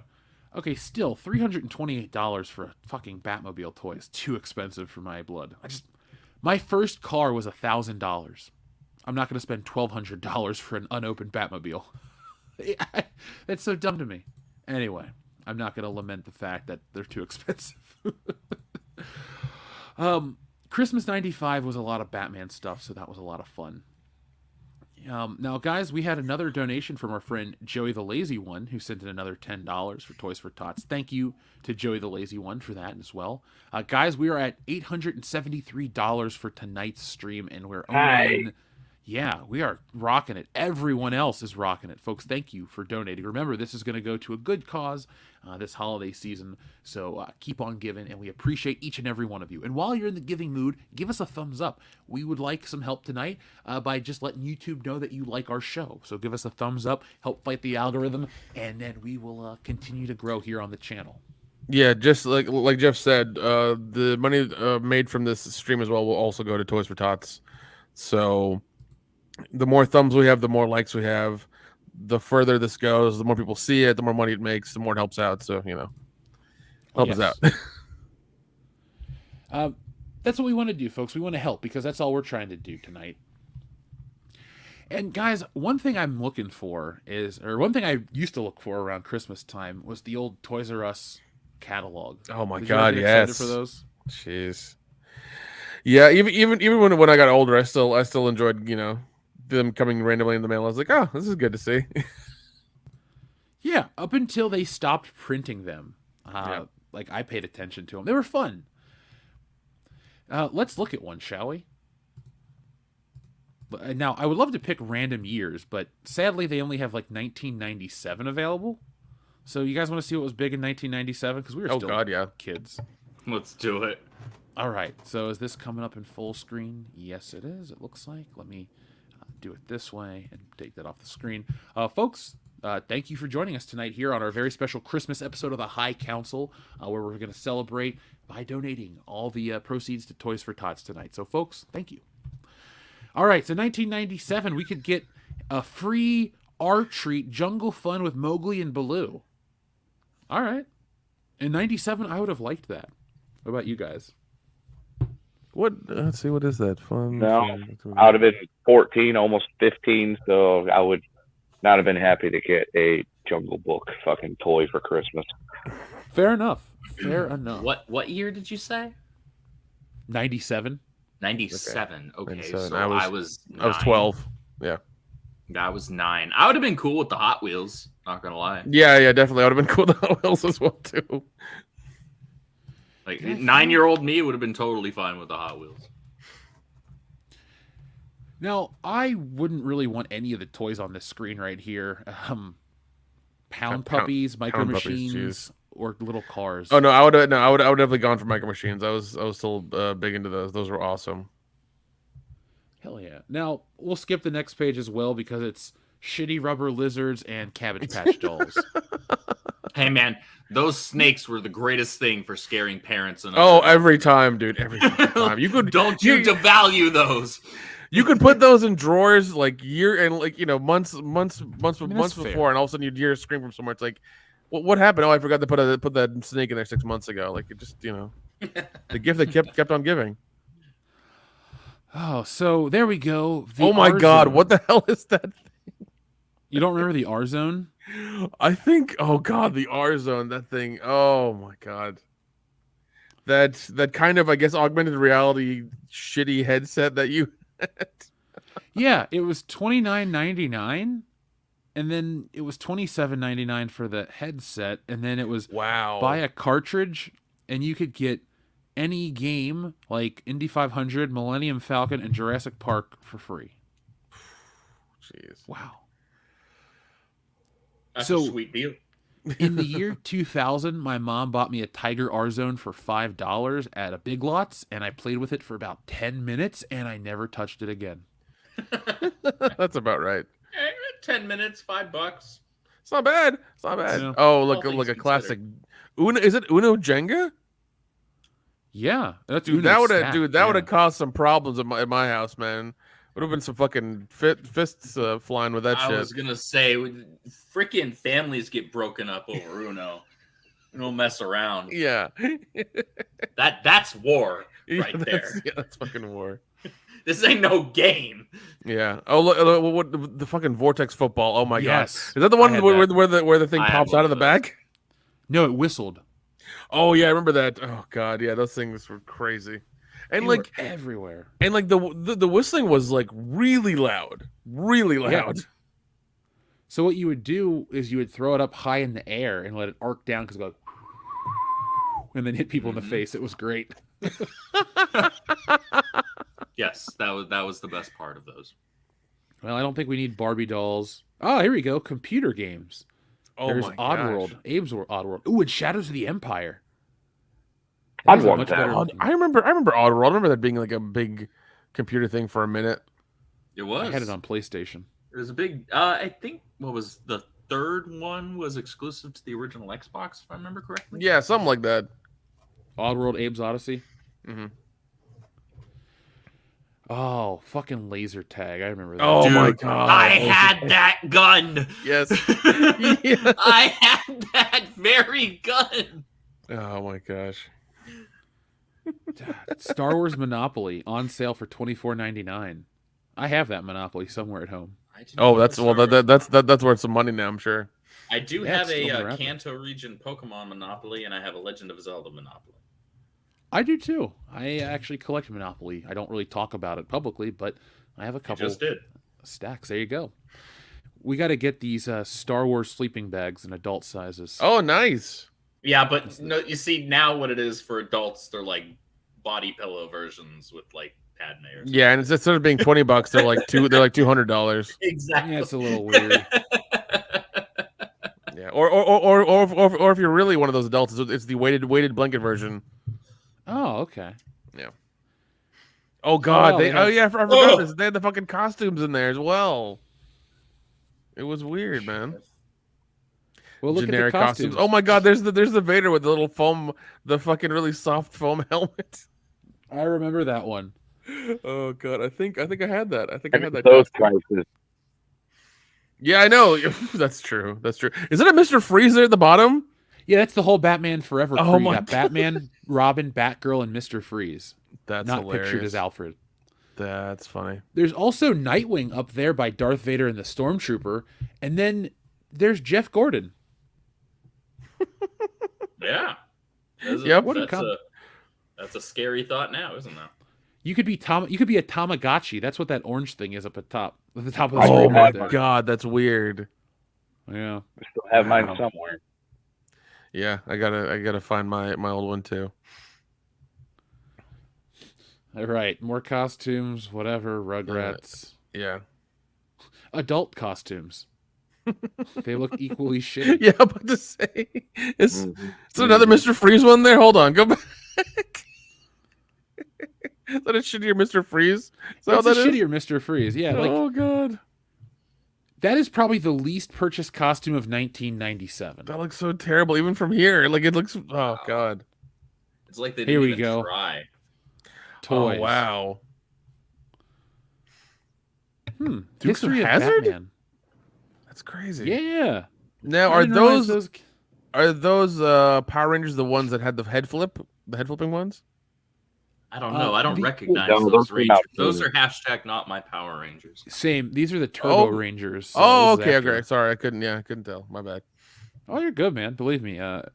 If they don't have those diamonds on their chest, I don't pay attention to them either. That's Oh, guys, we can get Liar Liar on. Oh my video for God. $14.99. Dude, By that the movie way- is freaking gold. By Yeah, the way, that's a no, fun movie. I watched it recently, and I was just like, I cried laughing. It was so good. It's still peak Jim Carrey, honestly. Dude, Oh. there was a period of like 5 or 6 years, where Jim Carrey just put out banger after banger. Mm-hmm. Yep. Mhm. Too bad it's not. The Now time. he's just batshit crazy. Yeah, that's true. Yeah, I just still don't love the wanna Grinch movie with him in it, though. I went to Solid. Universal last night, and they had they do a Grinch show based on the movie. It was pretty damn cool. Oh, dude, Oh, that's nice. awesome. Yeah, I had a great time yesterday, but I'd consider that the highlight. It was pretty fucking cool. God, look at this. Warriors of Virtue, Casper, Sesame Street. Oh my God. Shit tapes. Here we go. Video games. Oh my God. Oh boy, what Super we got here? Nintendo, Sega Genesis. All right, I'm seeing Toy Sonic Story. Spinball. I don't give a shit about anything else on that Genesis list. Return of the Jedi, I Empire had Strikes Back. We got, was that Mega Man 5? That's Mega Man X. That's my favorite Super Nintendo Oh, game. is that Mega Man X? I can't. Mhm. It's sort of small and blurry. Jurassic Oh, no. Park. Caesar's Palace. I actually had that on Sega Genesis. I got that for Christmas. That's how I learned how to gamble. Lion King, which was nice. Lion King, which was extremely hard. Oh yeah. And freaking Battletoads. There it is. There's Oh. the legend, people. There's the legend. I'll have you know, some people in the chat might know this, some people might not. Up until about November of 2020, I managed GameStop stores. And I cannot tell you how many people throughout the week, still in 2020, would call asking if we had Battletoads, thinking that they were clever and that meme had just started, when in fact it was a decade old.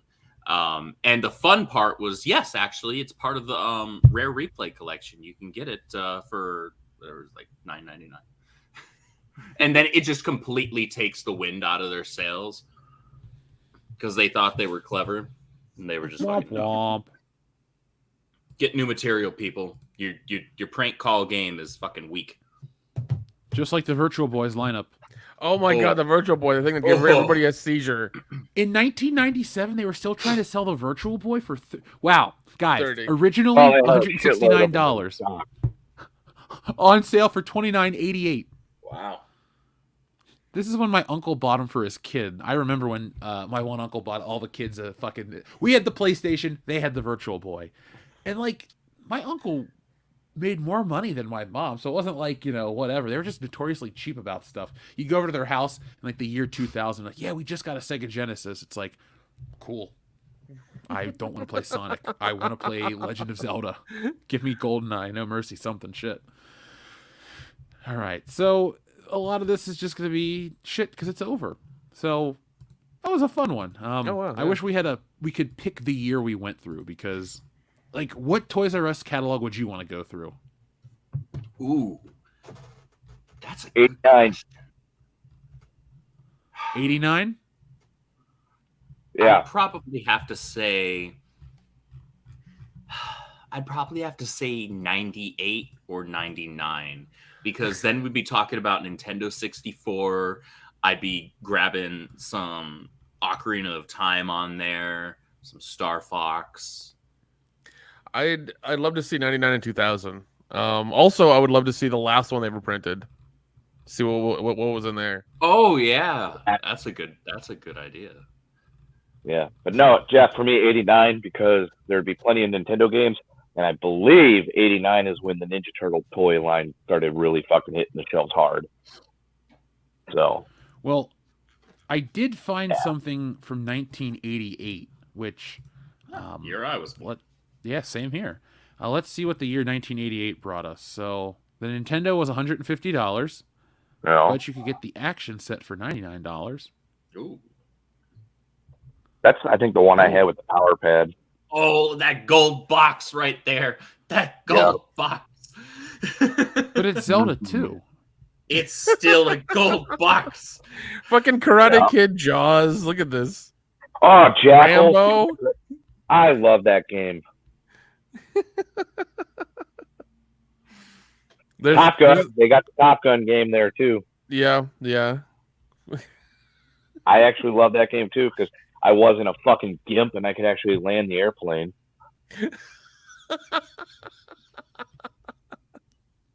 Oh man.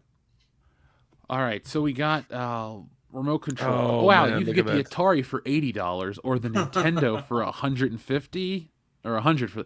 Man, fuck the Atari 7800. Sorry for the Atari enthusiasts out there, but they lost for a reason. Yeah. Mm-hmm. Team Nintendo. God, these were a simpler time with less. Yeah. brands of A bunch toys. of the RC stuff, the toy guns. Better and time, stuff. Jeff. Dude, Simpler you plus walk around better. with one of those nowadays, you'll get freaking lit up in the street. Yeah, that's true. Cops will blow you down. G.I. got a Joe. weapon. Wow, God. look at all those. Oh, Crossfire. Oh my God, my Crossfire! gosh. Go back! I Crossfire. remember Oh my that. God! I was a didn't great have game. one, I but my remember buddy the did. intense ass commercial for that. Crossfire. Crossfire. Yep. Crossfire. It was so Yeah, dude. it was so intense. Oh, It was man. unnecessarily intense. Mm-hmm. Only $23.99. All the kids in those commercials back then had the same fucking haircut, too. That's true. Why the hell's your hair so perfect? Get the hell out of here. My hair wasn't They like were that. they were using that Farrah Fawcett stuff to to set it Is in. that what it was? So you had the fucking hair helmet where even if you fell from 10 feet, you were fine. You were okay. Not a Dude. hair, Also not a also Jenga's there again as well. Yep. Use that hairspray. That's fantastic. God, I was trying to find 1994s for us because that was like I found pictures from it, and that seems like the perfect blend because it was a lot of original NES. It was stuff like Power Rangers and Spider-Man, but then it had a lot of other games and shit that would probably appeal to everybody too. But I can't find that one because it had shit like Donkey Kong Country, Stretch Armstrong, Micro Machines, all kinds of fun stuff. Did you know in 1994, Toys R Us was offering games like Football World Cup and NES Open for $10 on the NES.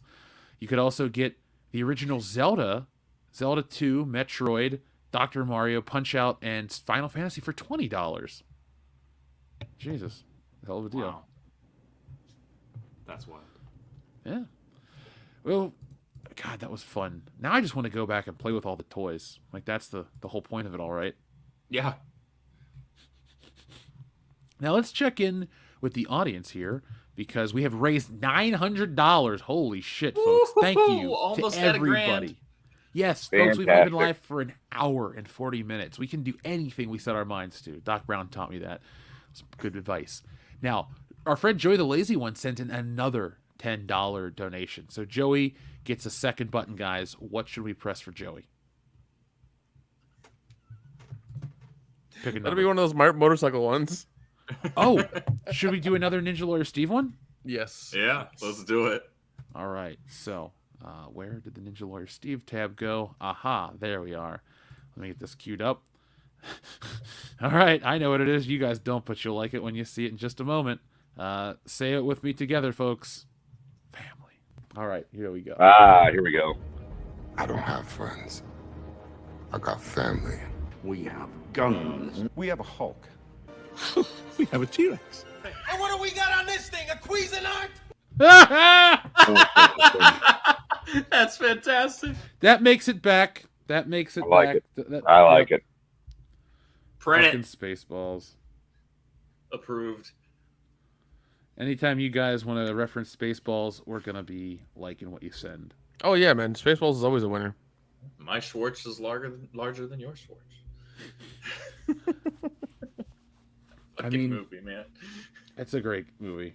It's a glorious movie. If you're I'm gonna proud to spoof own that Star in Wars, 4K. that's the way to do it. It's the best parody ever. Yeah. I mean, look. I make can't argue with parodies. that. I will happily give Spaceballs the nod for the best Star Wars parody. Stealing Solo can be number 2. That's okay. If you're going to have to be number 2 to Spaceballs, I think that's okay. Yeah, man. That's not bad. Not bad at all. No, not at all. Now, let's continue and see what else we have. Thank you to Joey the Lazy One. After that, we had a very generous donation. I believe we had 3 $50 ones in a row, so I'm going to make sure I give everyone the proper shout out. Thank you so much, guys. You're all being freaking awesome. Yes, Yeah, folks, and thank make you sure, very much. Yeah, make sure you're sharing the stream so more people can come in and give what they can to these wonderful kids, so we can get them some gifts for Christmas. Really what it's all about tonight, making you laugh and getting some fucking money to buy some toys for some children and making them laugh and be happy too, unless they're Jewish, in which case we don't give them Christmas presents. God damn it. God damn. I wasn't ready. I mean, They don't celebrate Christmas. Then they got to ask mommy and daddy why they don't celebrate Christmas. I feel like you kind of want to, target that section as well for reasons I won't go into. I am deceased. Just Joe 47, thank you very much. Just Joe donated to Toys for Tots as well. Appreciate that, Joe. Guys, pick a number for Joe. 47. 47. All right. So 1, 2, skip a few. Kanye West, you've been deleted from this channel. Here's 47. Let me sleep in your bed.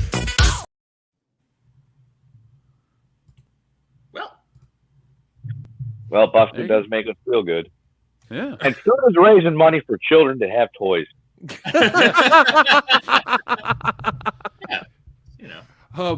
R33S3 donated $22. So thank you, R33S3M, for donating. Then give them button number 22. I think that's a good number to give them. So where are we at? 22.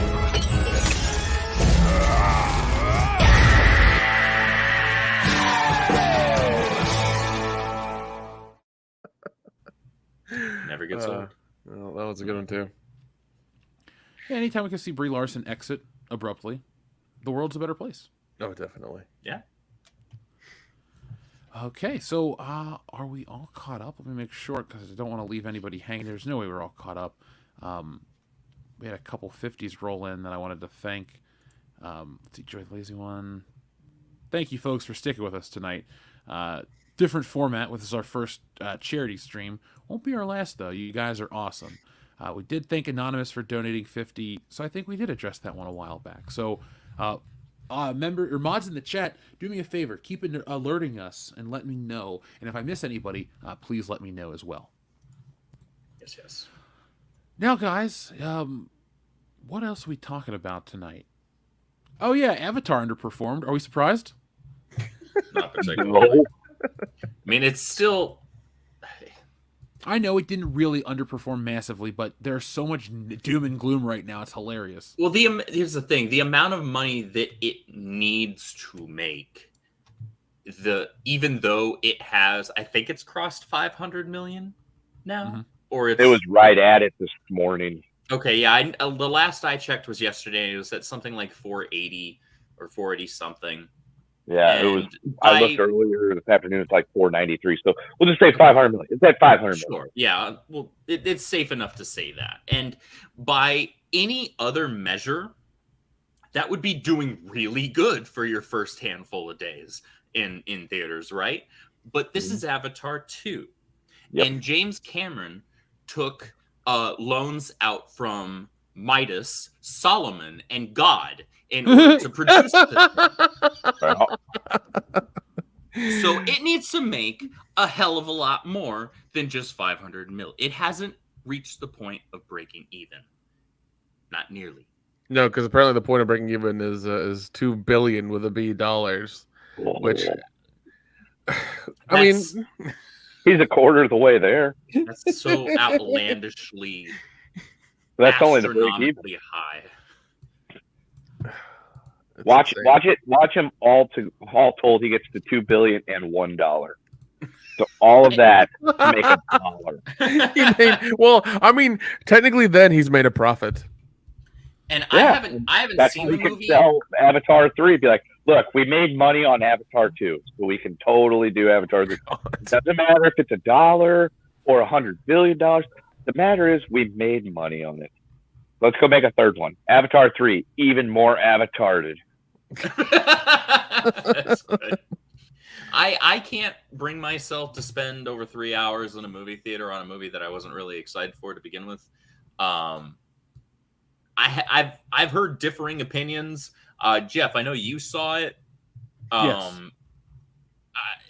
What did you think of it? I don't think I've had the chance to ask you because I've had friends that saw it and they were like, eh.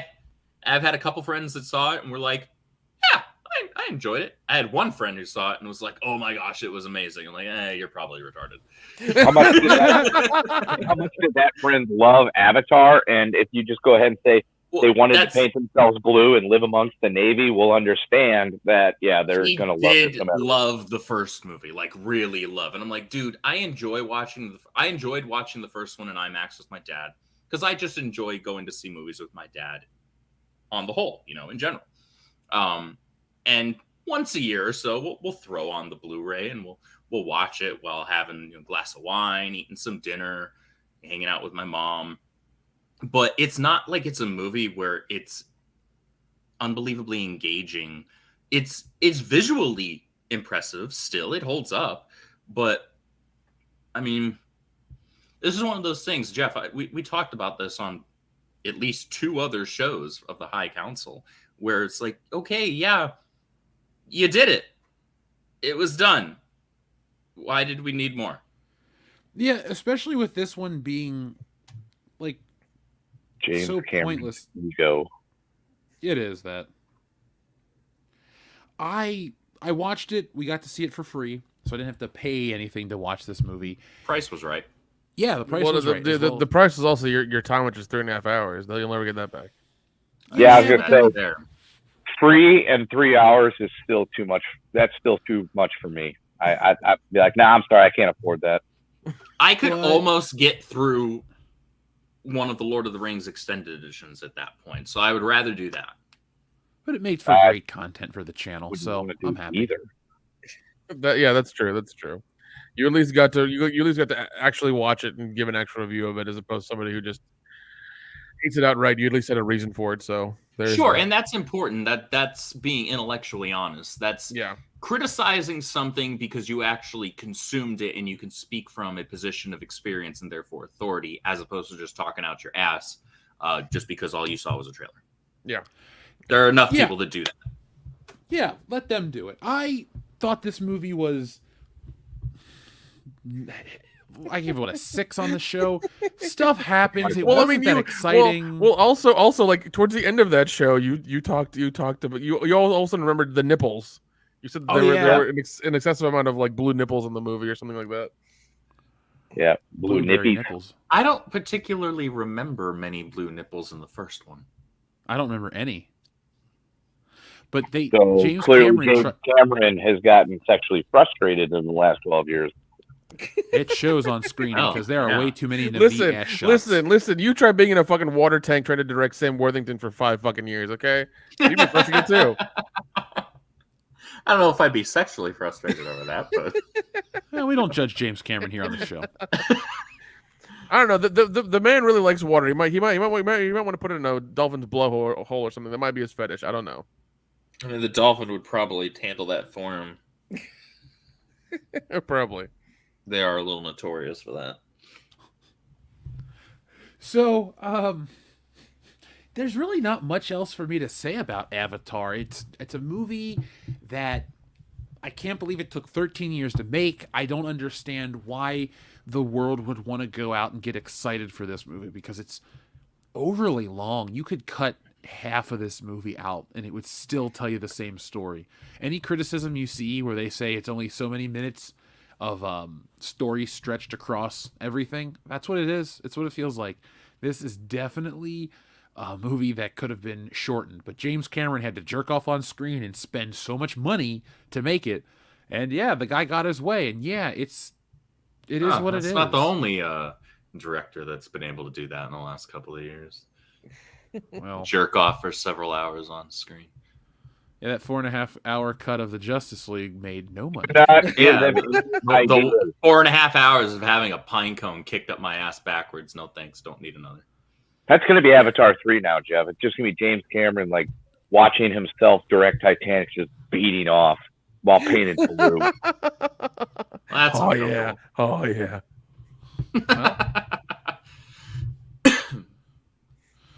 that's really all I have to say about Avatar. Like I said, folks, there's the whole review on last week's show. You can check that out. Anything you want to know specifically, Andrew? Because I'm happy to talk about the movie. It's just hard for me to randomly pick stuff out. Okay, so the one thing, and I've heard, like I said, I've had people on various sides of this movie tell me conflicting things, and my position is I don't really give a shit because I don't have much of a desire to go see it, so it's whatever to me.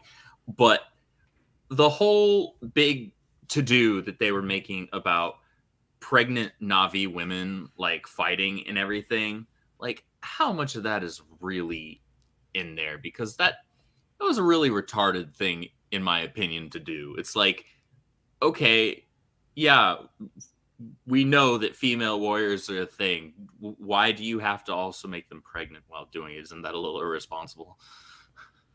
Well, James Cameron has a certain view of people that are of a native and or minority status, and it may be an extremely incorrect worldview, because I shared an article with the guys earlier today that talked about how he got it completely wrong and has essentially used like racist stereotypes to portray the Na'vi as like Native Americans or something like that. It's fun. Outstanding. Yeah. All he does is James Cameron does not borrow very well. He steals from other sources and doesn't do it cleanly like other directors. Now, to answer your question about the whole Rian Johnson. Oh God, fuck that guy. The wonderful Rian Johnson. The one thing to answer your question, it's like addressed, but I'm pretty sure they mention like it's like a blink and you miss it moment that somebody says something about being pregnant, not fight, and she's like, "Oh, I'd rather die," or some dumb shit like that.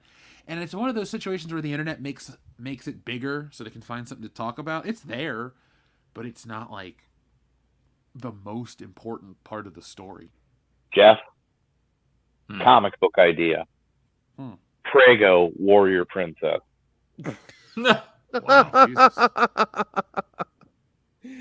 Oh my god. Okay, elaborate. So it's about an Italian woman who is pregnant, and she's a warrior, and she's pregnant. I'm down. As long as she's Italian, you sold me. Yeah, and her name's Ragu. Ragu Prego. All right. And her uncle's Giuseppe. And he's the bullshit beaver. There, full circle, done. Our mascot got that's the uncle. That would be weird. This isn't Arkansas. No, it is not. Thank you to our friend Michelle. Was it Johansson? Or sorry, Michelle O'Rourke Johansson, who's donated to the stream as well, guys. Which is yeah. She's got 3 names, so give her a number 3. A number 3. Good call, Kendo. Did you see that guy accidentally hit that moose with his car? No. Holy shit. Jamie, pull that video up. It's Mr. Flatnut to you.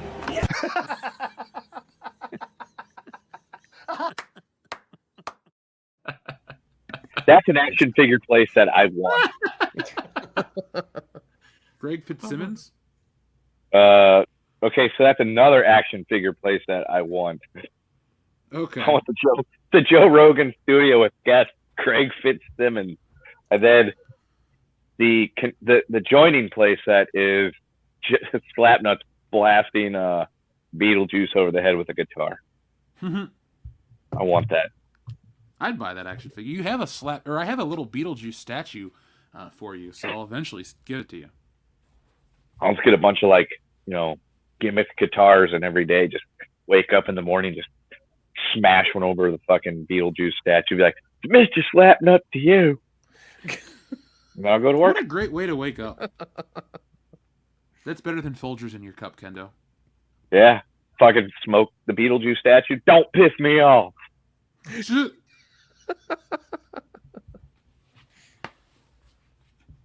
All right, so I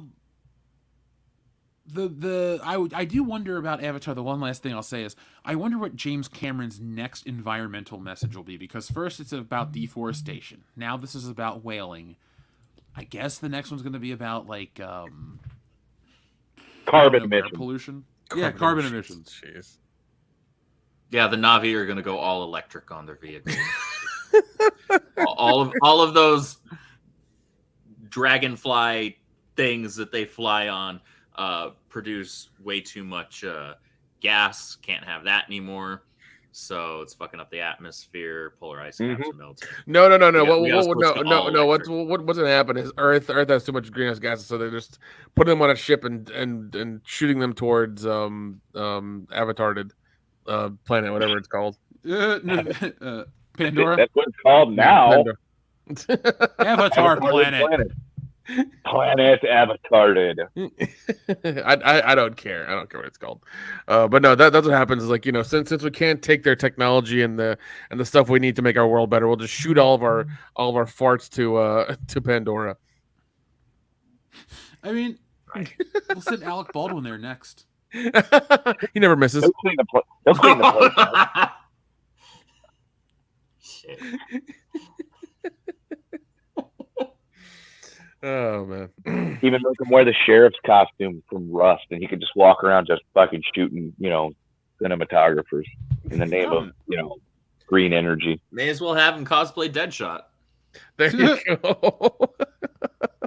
That is his favorite villain, after all. Well, he's a hero to Alec Baldwin. Let me rephrase. Right. I'll correct myself. Wanted to be just like him when he grew up. Hey, how about that? Sometimes you do become a hero. Yeah. Not all heroes wear capes, but sometimes they carry guns. Yeah. Mm-hmm. Yeah. And shoot people. Sometimes And then they say shoot it producers. wasn't their fault. So, guys, let's share the last Ninja Lawyer Steve button to celebrate all of the donations tonight. Folks, we're almost at $1,000. We're at $900. We've been on the air for an hour and 58 minutes. Thank you to everyone who's been so generous. Like I said, folks, this goes to Toys for Tots. This is a direct fundraiser to them. We're in the mood for giving this holiday season because the world's been great to us, so we wanted to give something back. So 2022 is almost over, but let's go out positively. And then let's check out this button. This will definitely line up with the theme of tonight's show. Oh, gosh.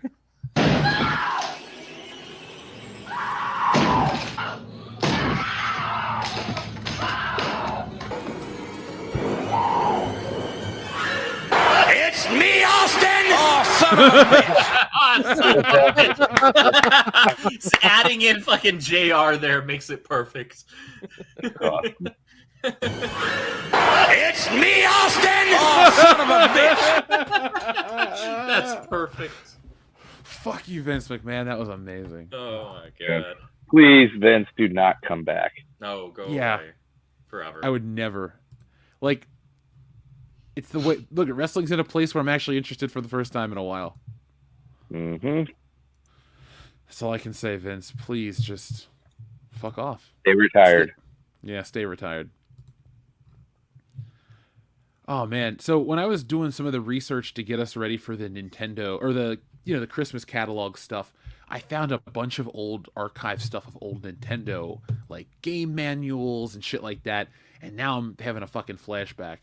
Kendo, how quick do you think you could beat the original Legend of Zelda? I can tell you how quick I can beat the original Zelda in about an hour and a half. Oh shit! Okay. Damn, speedrun. So you should definitely do a speedrun in 2023 for the channel. All right, folks. We'll watch Kendo beat Zelda in 90 minutes. All right. I'm going to go for Ocarina of Time in a day. Like, it's not going to be... It can that be hard. done. Yeah, Yeah, I it's don't think it'll cool. be that hard. No, so the key to doing that one would be like no side anything that isn't 100% necessary for the game to progress the storyline. Agreed. Like, the only thing I would do in terms of maybe slightly slow down the process is if I hear a Gold Skull Tula, I will grab the ones that are obvious just so I can increase my chances of... Well, no, you only get rupees with the Gold Skull Tulas, right? No, so One of I them's think- a piece of heart. yeah, one of them's a piece of heart, one of them's a bigger wallet. No, there's two bigger wallets, I think.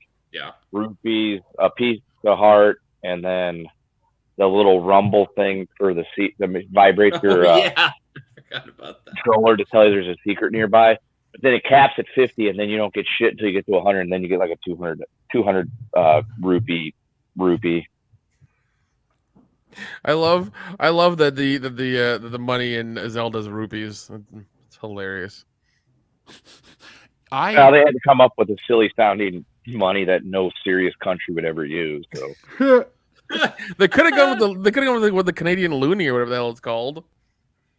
well, Canada uses dollars, and a loonie is a one, but because it's got a loon on it. Nick, I'm going to tell you this, and I'm sure a lot of people, at least 10 people out there, know. Like, I learned about rupees from Zelda before I realized they were a real currency in India. Correct. Therefore, they are the only real currency of Zelda and not India. India stole it from Zelda. That's probably accurate. That's kind of Historically accurate. Yeah. Shigeru Miyamoto. Look, it's part of the Jennifer Lawrence history. When Shigeru Miyamoto and Nintendo colonized India in 1987, they brought the rupee to the land. So, folks, that is a WCBS piece of history that you just learned live on air. The more you know. 100% true. Oh, my God. All right, so, Nick, what's the speed run you're going to bring to the table next year? I honestly don't know. 7-Eleven. He's gonna get down there, and get a coffee and a donut in like 5 minutes. Oh God. I don't think there's a 7-Eleven around me in Atlanta. I'd have to like really find one. Oh no, let's make them do a supermarket sweep. Oh Jesus Christ. We'll send them to like the Piggly Wiggly or something and make them fucking go in there. It's like you got to fill up your cart as fast as you can. Go. And see how quickly they call the cops. That's the speed run challenge. Can you get the cops called on you in less than 2 minutes? Oh God. Listen, I'll only do it if you're my driver. Okay, that's the only way it'll work. You have to be my driver. Not Camille Nanjiani? His name's Roided Up Packy. Okay, sorry, I forgot. Oh my gosh. I'm a little behind the love Kendo has for that man is impeccable. You know what? I'll tell you what did it too. So I was over at my buddy Brandon's house, not the White House. It's actually my friend Brandon. And we were just hanging out. We were going to watch TV or something like that. But his girlfriend was watching like those celebrity, welcome to my house videos or whatever they are.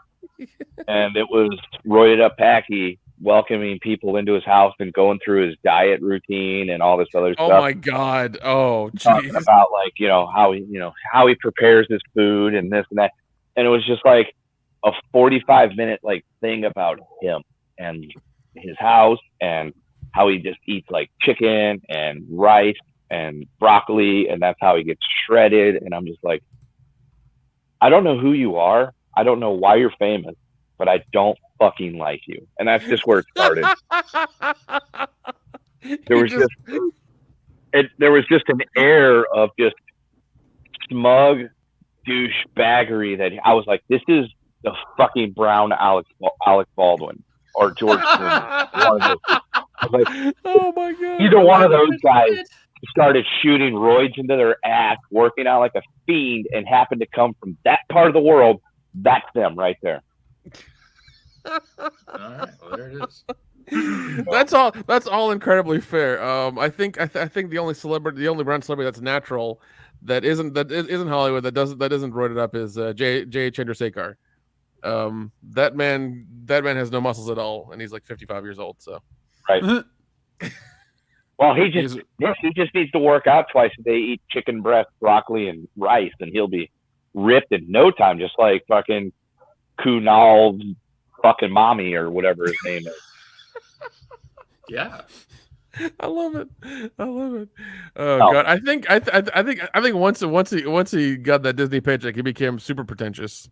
Because beforehand he was fine, and I think once he got that call and he's like, oh shit, I gotta really up my game.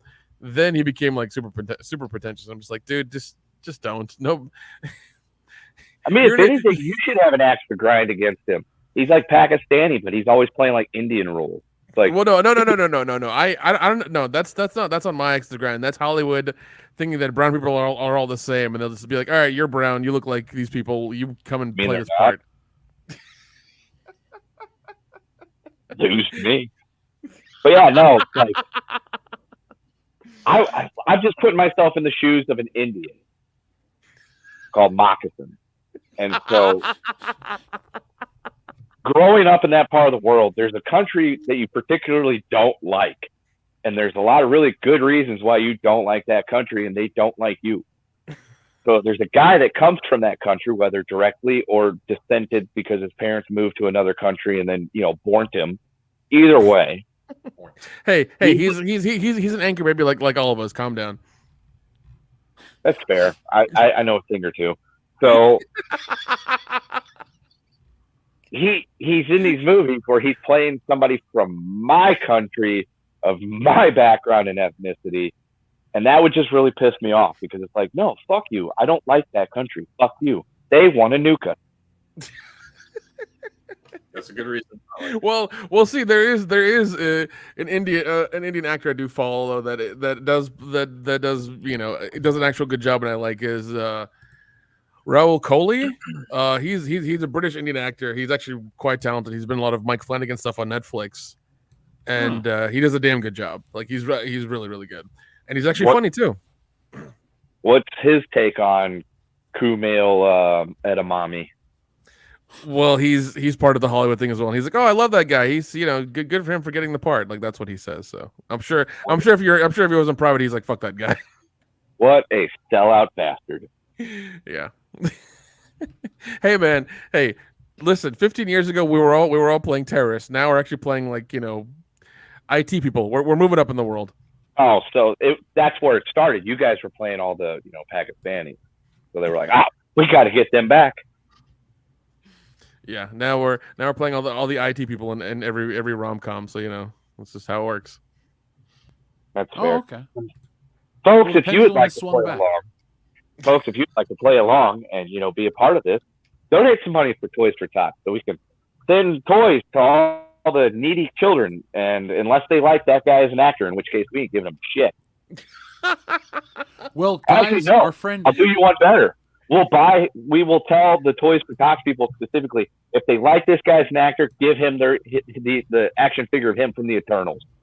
And make them watch the We movie. do not want to make Why? kids suffer this holiday season, dude. Oh my god. Yeah, we're about making children happy here, not depressed.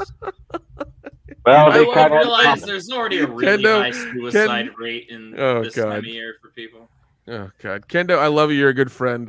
I like that you're offended. You're offended on my behalf because of that asshole. I really do, man. Well, it's not just being offended on your behalf. It's just like I said. There's just a lot of bad blood between those nations. Hey, and the fact that he willy-nilly plays your people is just it's distressing. Now These are my people. We got another one, guys. Another very generous donation.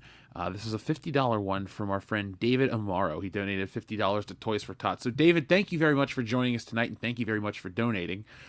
Guys, we are at $950.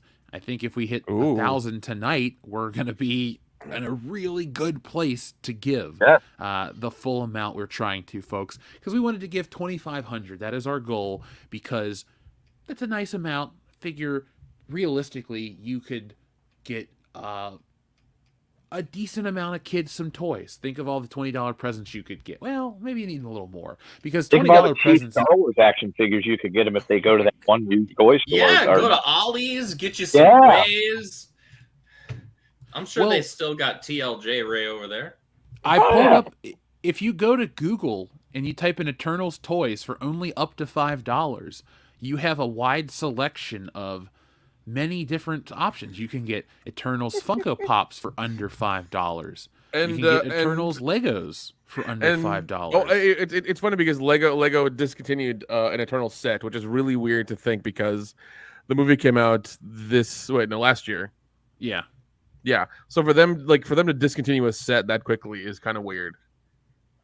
Yeah, you can get this one right here. Lego set number 76145, Eternals Aerial Assault. Hell, if you hate if you hate this movie but you like Legos and need extra parts, you get 2 minifigures and a monster for $4. It's a good deal. Not bad.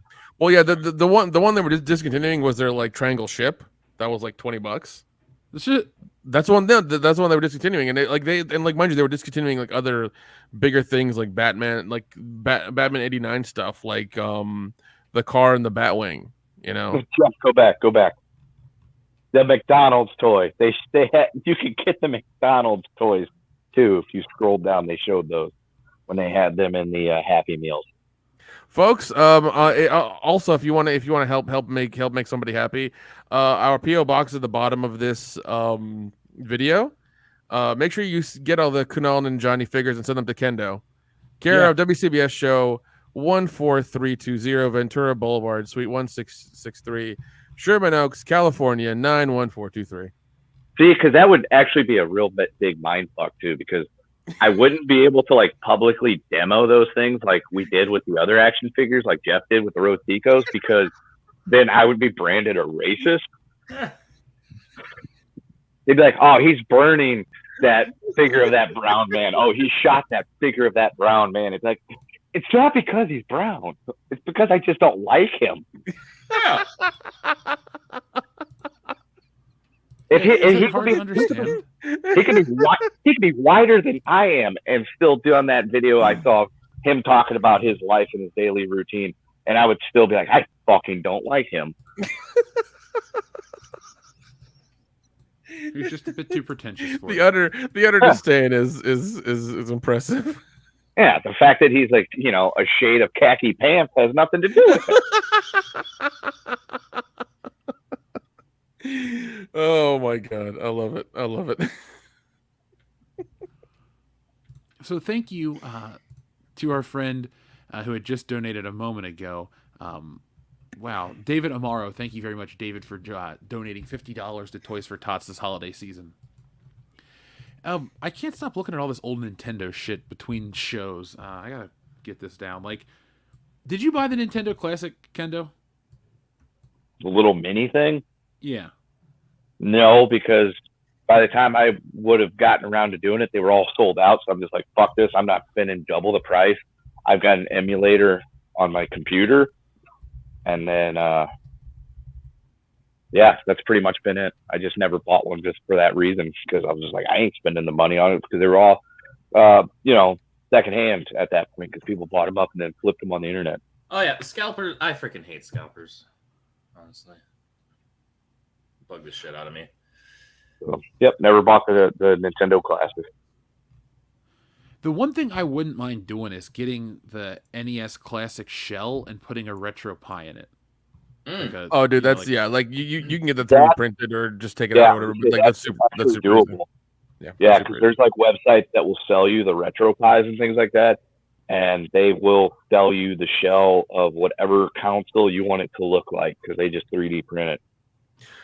Jeff, on Etsy, I found somebody who will customize you an old Apple iPod. Not kidding. Like the storage is like an SSD. It's like 256 or 1 terabyte. I'm just like, what? 1 terabyte of music. Oh my god. So my ultimate goal would be not necessarily a Steam Deck, but I could use the Steam Deck to have that on my TV, to where I would run all retro consoles in the highest quality emulation with the full back catalog, and then I want high quality Bluetooth controllers of each system. Then I'm happy. I think that's like my ultimate gaming dream. That's not bad. Because what I need, that's it's not like the worst idea ever. And it's pretty. Yeah, once again, it's pretty attainable too. Yeah, that's kind of what I want to do. The Steam Deck can emulate freaking almost everything. Well, that's the benefit of that. I mean, I'll have the Steam Deck to emulate a lot of stuff. I mean, I just want to be able to play Duck Station, which is this PlayStation emulator. It can run it in 4K, and it can fix the graphics of a lot of old games. So I'm very interested in playing the up-resed PS1. Ooh. Yeah, I don't need, PS5. Well, they're hard to come by, and apparently there aren't a lot of games for them either, so...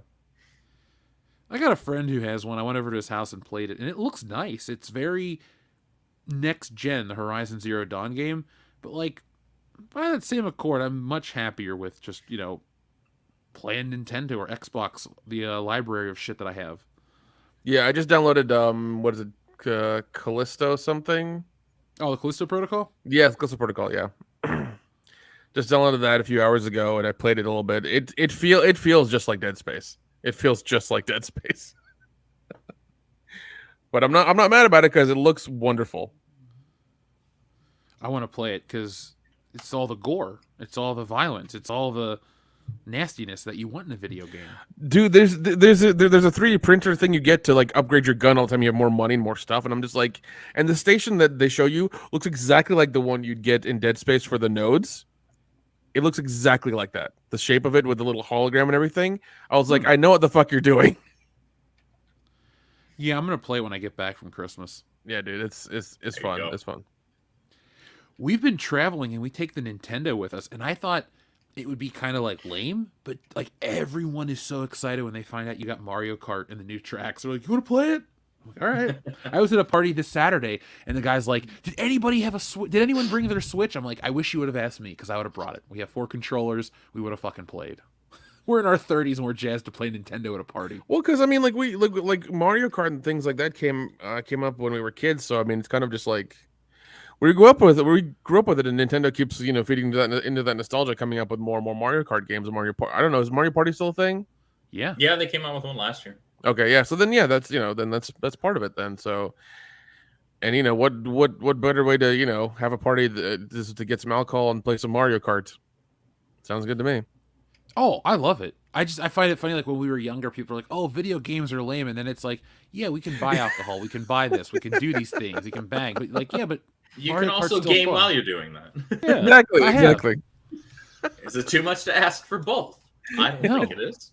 No, if you don't have both, then you're just not living your best life, and I pity you.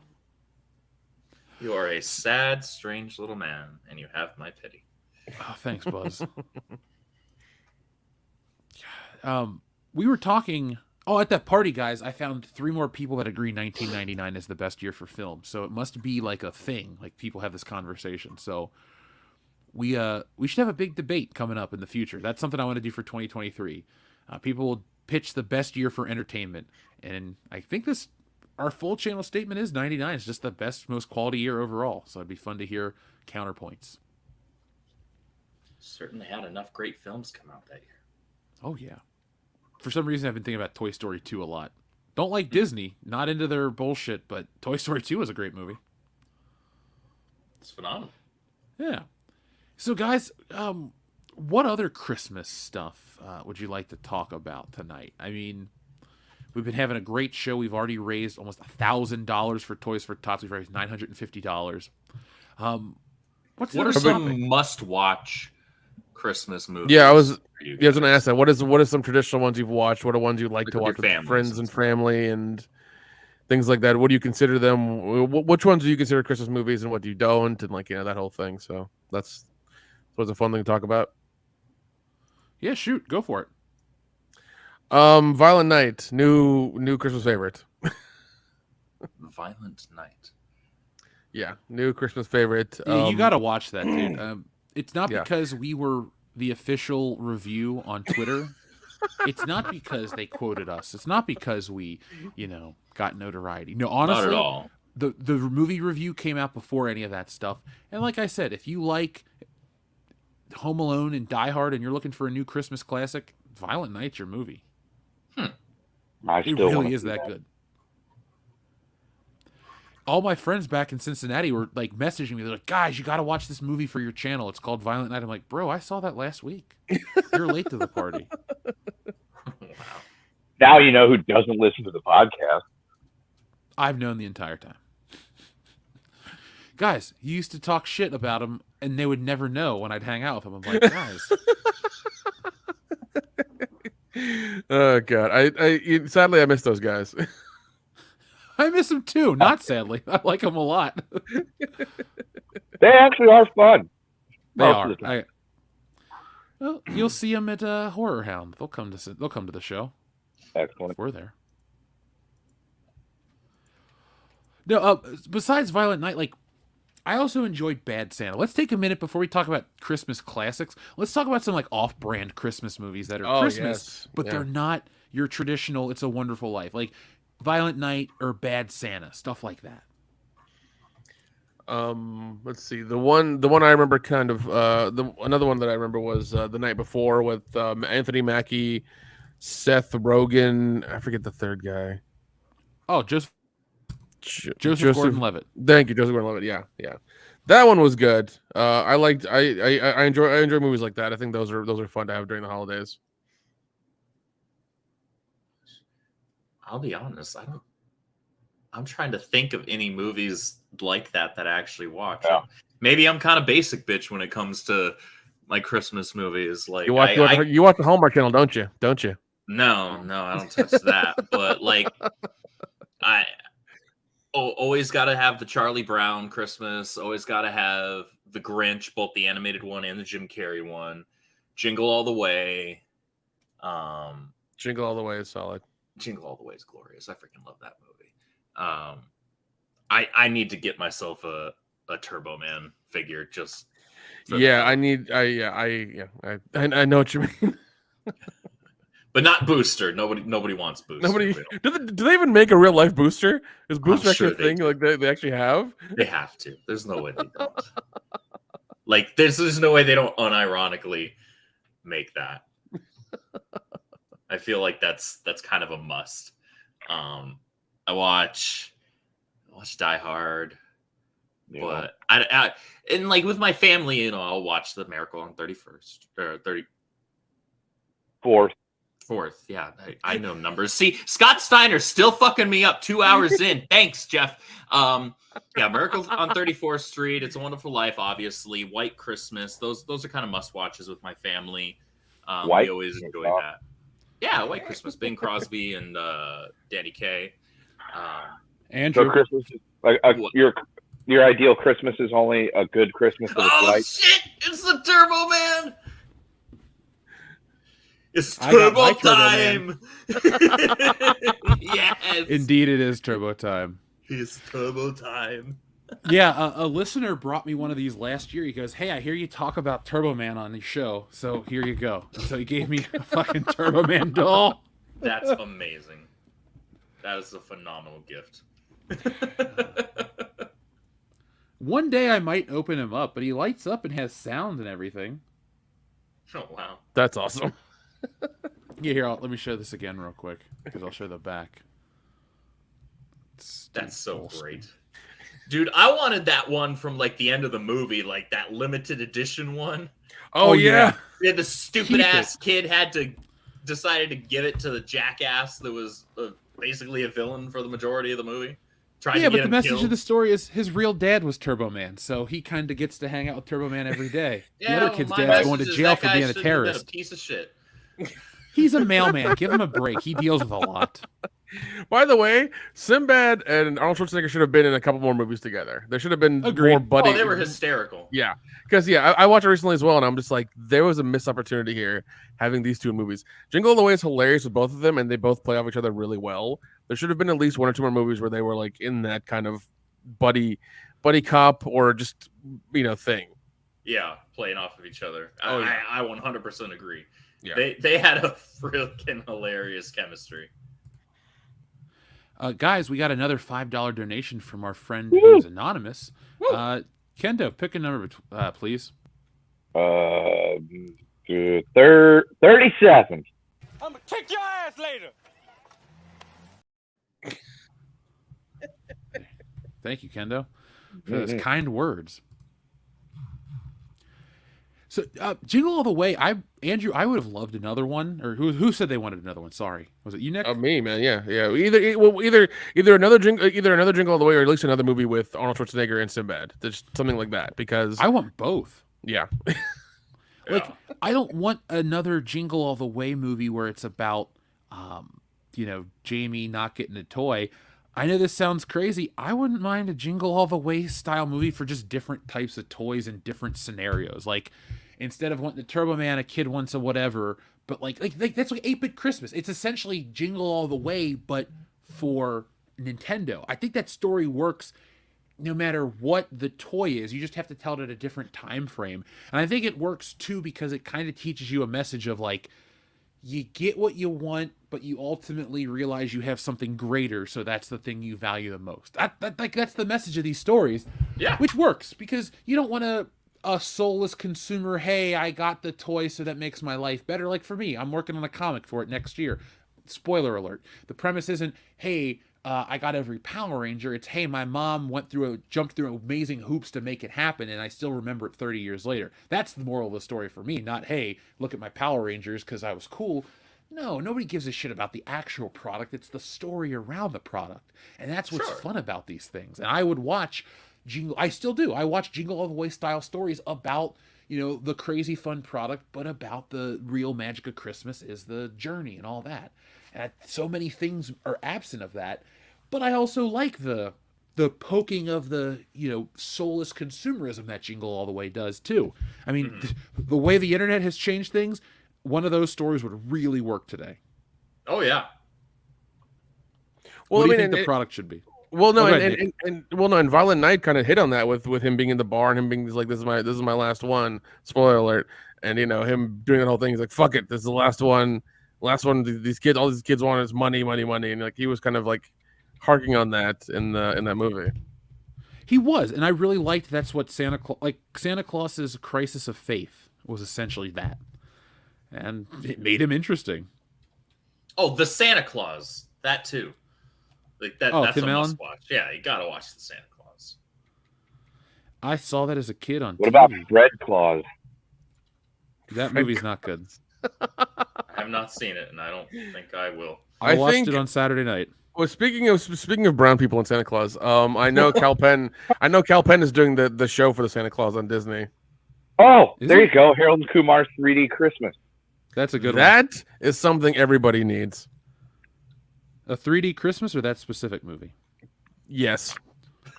All right. Why not? Yeah, that one was when it was off the wall as well, and it was a lot of fun. Mm-hmm. Especially They with were fucking, great together. Oh god, dude. And I remember seeing that they had a cartoon going, and they had like cells of it they showed on their social media. I never went anywhere. I'm just like, why would you not do that? You guys go into a sound booth for like a day or two, pump out the audio. Everybody watches the show during the the month or whatever, and you can go on for like 5 seasons with it. It'd be great. Harold and Kumar was a great missed opportunity for a brand because they didn't really do enough with it at the right time. Especially now that like weed's legalized throughout like most of the country. Yeah, they can have their own brand. How great would it be if there was like let's say you needed a commercial for weed and you had Harold and Kumar show up? Like they really, because of the infrequency of the characters, and I think all 3 movies are awesome. Like they didn't make a bad Harold and Kumar movie, but again, I only saw the one where they went to White Castle. Oh, that's the best one. But the second one, Escape from Guantanamo Bay, is damn funny, dude. And I love how the DVD is like a pick your own adventure thing. Yes, and I fucking love that because like they filmed other stuff for it, and it's hilarious.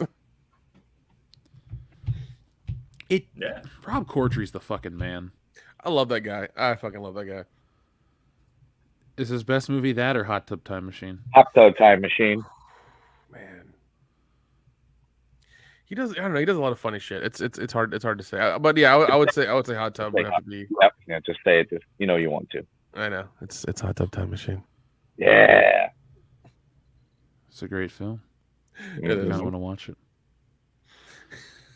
If I wasn't in Christmas mode right now, I might watch it. Lego has a Miles Morales versus Morbius set coming out. Ooh, it's Morbin time, folks. You know what to do. Guys, we raised another, we got another $5 from, I believe, another anonymous donator. Let me see if the person will pop up. It looks like it's an anonymous person. I apologize if you're... Yeah, 2 anonymous $5 back-to-back. So thank you, both of you. Nice. Here we go.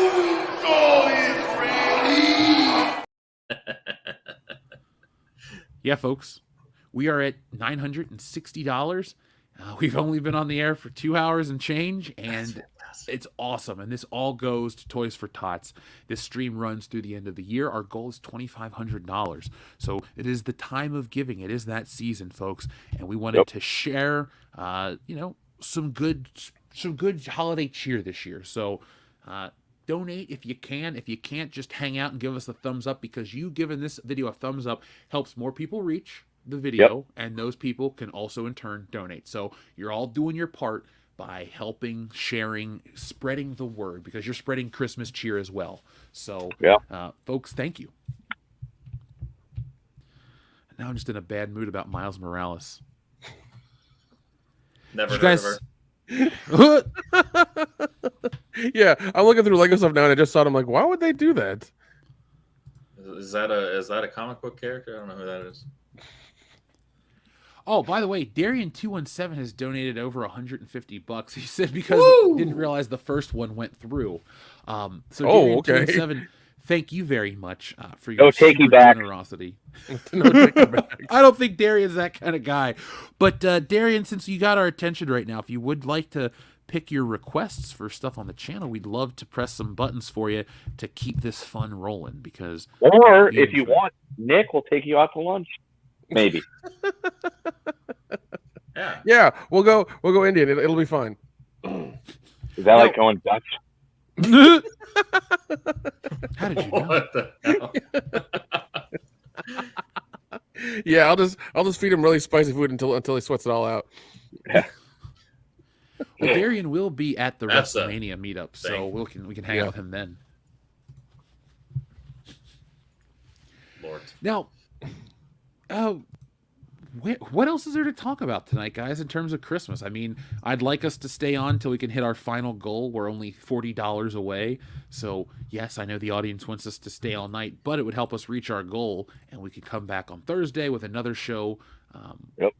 which is separate from everything, and we'll have our podcast this week. So, guys, let's figure out a few more topics to cover before we put this baby to bed. Folks, it is Christmas week. We are running the WCBS Toy Drive, and we've been sharing all of our best toy memories, Christmas memories, all night long. We've had some fun ones. We've had some emotional ones. We've had some great ones overall across the board. So I'd like to thank everyone who's joined us tonight on the panel. Hopefully you guys out there in Radio Land have enjoyed the panel tonight, and we'll be back next time with even more. But guys, I've been thinking back to the one Christmas that I didn't mention. We talked about 1999. 1999 is this banner year for a lot of us for many different reasons, but 99 was the year of the Pokemon card for me. And so that was my Pokemon Christmas. Did Andrew, you had a Pokemon Christmas, or at least were into Pokemon somewhat, correct? Yes, I was the target demographic when that shit first hit Western Shores, and they were like, hey, we see that kid. We're going to hook his stupid little ass for life. And I was like, yeah, you right. And here I am today, still playing the shit. They caught you all. They did. They caught a lot of people. That's for sure. Yeah, man, the cards, the games. Like I said earlier about not growing up with my own, home console and only having hand-me-down handhelds. Like, I only had a few games. I had, and the first ones being Pokemon Red, and then Link's Awakening DX, if I remember correctly. So yeah, man, it was Pokemon from the beginning, and it was an easy thing to get hooked on, and thankfully I was able to entertain myself with just having 2 games to my name for the longest time, because that's all I had. I asked you because Kendo, you either played Pokemon Go, or were you ever too old for Pokemon, or were you into Pokemon the whole time? I've been into Pokemon the whole time because it came out when it came out and like hit here like hard. What was that, like 97, 98? Yeah. So I'm 14, 15. I've got a Game Boy. I knew people that bought Pokemon, so I got Blue because the majority of the people I knew had Red. So it was a way of being able to share and be able to switch stuff back and forth. I bought the cards specifically because I could sell them to kids. And that's little hustler. Because it was like when cards really got to be a big deal. I was 16 because I was like 99, so I'm working and everything like that, and I could drive to the card shop to buy cards. So I bought cards specifically to sell. And it was one of those things like where kids, I would go and buy packs of Pokemon cards and then sell them to the kids for like an extra $1 or $2 markup. So kid got a Charizard out of it. That was a good day for him. I didn't feel Kendo had his mustache and his van, and went to schoolyards everywhere and just said, "Hey kids, you want some Pokemon cards?" You got the money, I got the stuff. It was that kind of shit. Dude, I can't even really grow a mustache now, and I've got a milestone birthday coming up in about 10 days. 16-year-old me wasn't growing shit. So, but I love how you're denying the mustache. We're not denying the van and the other stuff. Thanks, man. Yeah, I think if I could shoot down the one thing that I had a 1989 Cutlass Calais, so that it was one of those things that looked like a convertible, but it had a hard top. So yeah. Anyway, yeah. So I played the games. I bought Yellow when it came out, and I would catch the TV show here and there, and yeah, they got me pretty much hooked for life. I missed out on like Game Boy Advance and Game Boy Color generations, and picked it back up when it hit like the DS. Okay. So I miss like Gen 2 and 3, but I've always been in because I still occasionally bust out the old Game Boy and play Blue. I had Red and I haven't bought Yellow. the new ones yet, though. Nor have I. I've pretty much given up on Pokemon. I got into Pokemon for a year and then really got into wrestling at the same time, and wrestling caught my attention more than Pokemon. So I abandoned Pokemon at the Silver generation, whatever that's called. That was my last. I didn't even That'd get be that Gen game. 2. Yeah, I'm a Gen 1 guy then. Yep. Kind of how I am with Power Rangers. I liked it when it was new. It was exciting. Then they changed, and I just said no, thank you. Yeah, I had no desire to stick with Power Rangers after Mighty Morphin. I couldn't do it. I was like, these designs are stupid. Not interested. Where are my damn dinosaurs? Yeah, the dinosaurs were fucking awesome, dude. Anything in the 90s that had dinosaurs was instantly cool. Oh yeah. Jurassic all the Park. time. Yeah. Jurassic Park was actually the first live action movie I ever saw. Oh, nice. By the way, we've got some more donations. Our friend, where were we at? We just Anubis T800 donated another $5 Canadian, guys. So thank you, Anubis. I'm gonna pick a number for Anubis. I'm gonna give you number 23. Message! Message! Message! There it is. So that puts us at $969. Well, we had one more. Yes, our friend Anonymous also donated 5. So Nick, pick a number for Anonymous. 33. Yikes.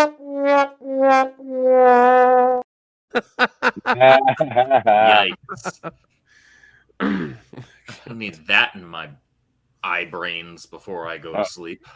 Does it give you the Basmati blues? I hate you. Oh god, that movie's fucking terrible. But didn't she win an? Oh wait, no, she won an Oscar for Room. And nobody saw Room. Yeah, nobody saw Nobody Basmati sees blues. most of the movies that win awards. Nobody cares. No. Folks, if we can get to $1,000 in the next minute and a half or 2 minutes, we will make Nick sit down and watch Basmati Blues for the channel. Oh my god! Yeah, it's only $31. Oh Somebody my can get $31 god! the next. So 20 it'll be it'll be a drunk watch party. Oh dear god! Yes. All right, Oh, folks. dear God. You have what? 90 seconds left? You know what? 90 I'm feeling seconds? generous. I'm feeling real generous, and it is 10:51 right now. I'll give them until 10:50. Well, now it says 10:52. We'll go to 11. If you can do it by 11 o'clock, Nick's got to watch. We'll do Basmati Blues for the channel. So You like have 8 minutes and 8 minutes then. Okay. Yeah, that's like a little over $2 a minute. That's not unreasonable. Hey, that's my going rate. Anyways.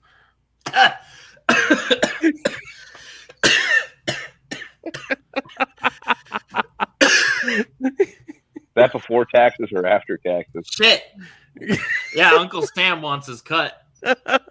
Hard-working girl. I'm apparently trying to kill Caffeinated Wolf over here. Jesus, man.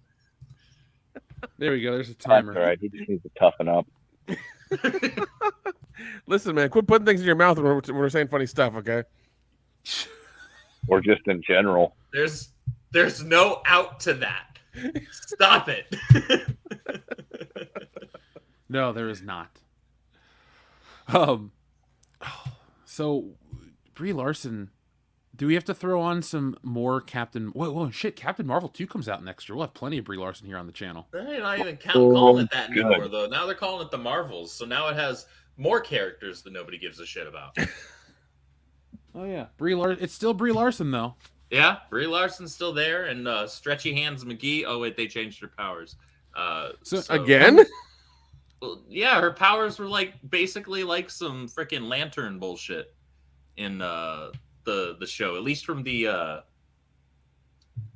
clips that I saw, I had zero desire to spend any moments of my life watching. Did that show get renewed? I have no idea. All I know is that up to that point had the lowest watch hours of any of the Disney Plus Marvel shows, and rightly so. At the lowest viewing, like what was that show called? Was it called Miss Marvel or Kamala? What was it called? Kamala? I think it was just called Miss Marvel. Miss Marvel. Okay, hold on. Yeah, nobody cared. Nobody still cares. Why would they? Well, it says it's okay. According to Google, it's a television miniseries. So, yeah, not interested. Nope. I'll take a pass. There are about a million other things that I could Okay. watch.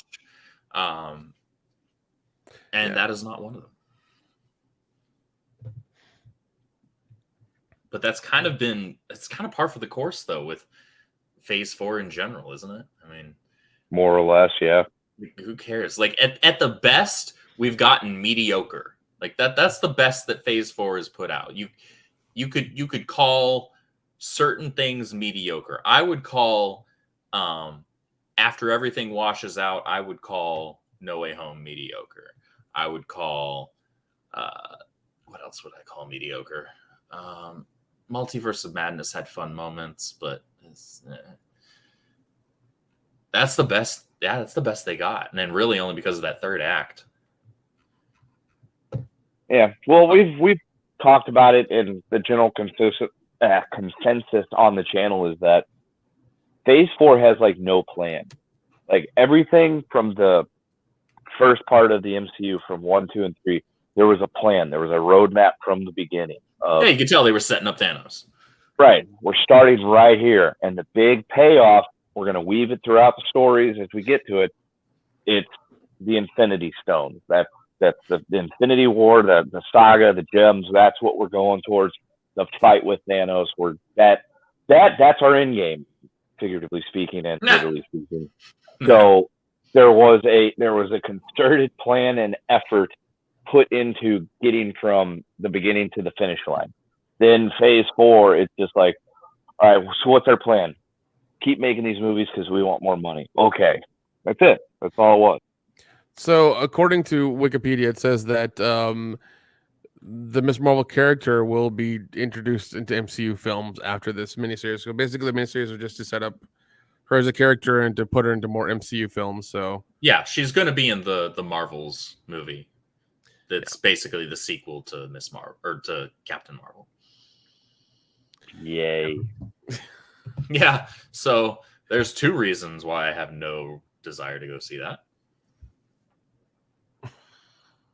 So that's fantastic. Yeah, it just DC just squandered like their biggest opportunity to finally get one over on Marvel, and they futzed it. Like, think about that. The MCU is in a downward spiral right now. They're having diminishing returns on their movies. Nobody gives a shit about the Disney Plus shows. Yep. And DC sits over here and has got, hey, we're going to bring the guy back that everybody universally liked, even the people that didn't like the movies that he was in. That should get everybody on board. Oh, we're going to make Superman the focus and forefront of the DCU. Okay, yeah, I'm on board with it. A month later, yeah, actually, so we're firing Henry Cavill. We're not moving forward with any of that anymore. Okay, but you still have Ezra Miller. That's the funny part. Like, you're getting rid of Henry Cavill. You're keeping Ezra Miller. You're sticking with Peacemaker. What part of this do you think is going to work out for you? Like, I understand wanting to distance yourself from the whole Snyderverse thing as much as possible, but as much as I hate to admit it, the Flash movie being Flashpoint, or whatever the hell their version of Flashpoint's going to look like, that's an opportunity to just, like, cull whatever the hell you want out and leave the stuff that works. Leave the stuff people like. People like Gal Gadot as Wonder Woman. We didn't like Wonder Woman 1984. Get rid of Patty Jenkins. Easy. You can look at the numbers. People didn't like Man of Steel. People didn't like BVS. People didn't like Justice League. Either of them. But people like Henry Cavill. Keep Henry Cavill. And now, you know what you do? Make a Superman movie. And then just watch the numbers. Make a Superman movie that's fun, that's hopeful, that doesn't poke anybody in the eye. I'll even go so far as to say, make a Superman movie where he actually has Superman in it, and then just make money. and then point and laugh at the MCU. That's all you got to do. Well, and another thing they could do is that they're able to do R-rated stuff. They're able to do that that whole thing with that Disney being PG and PG-13 and things like that. They can do R-rated stuff and get away with it, and it would make money. But they're not that smart, I don't think. No, they're stupid. They're really stupid. And they may hold on to Battinson. Okay. Anybody else hearing that beeping? Beeping? No. Yes, that means it's time, guys. We crossed our goal. Oh, jeez. I was like, wait, what happened? Yeah, that happened a while ago. 2 awesome people donated. I pulled up the screen because I wanted to be able to share it with everybody. Both Darian217 as well as Anubis T800 donated the $31 to help us get past the 1,000 mark. So thank you to both of those wonderful listeners for everything. They're here all the time. Thanks, guys. And then Anonymous donated another $5. So guys, we hit our goal. We're at the $1,000 mark. Yeah. And let's wind this show down, since this is all about the donations, and this is all about Toys for Tots, and this is all about those out there. Let's press some of those buttons for everyone, guys. Nick, Kendo, you pick a button, sir. Well, first, you're missing the big part here of we did it within the time frame too, so they will get a Basmati Blues drunk watch along party. Jesus Christ.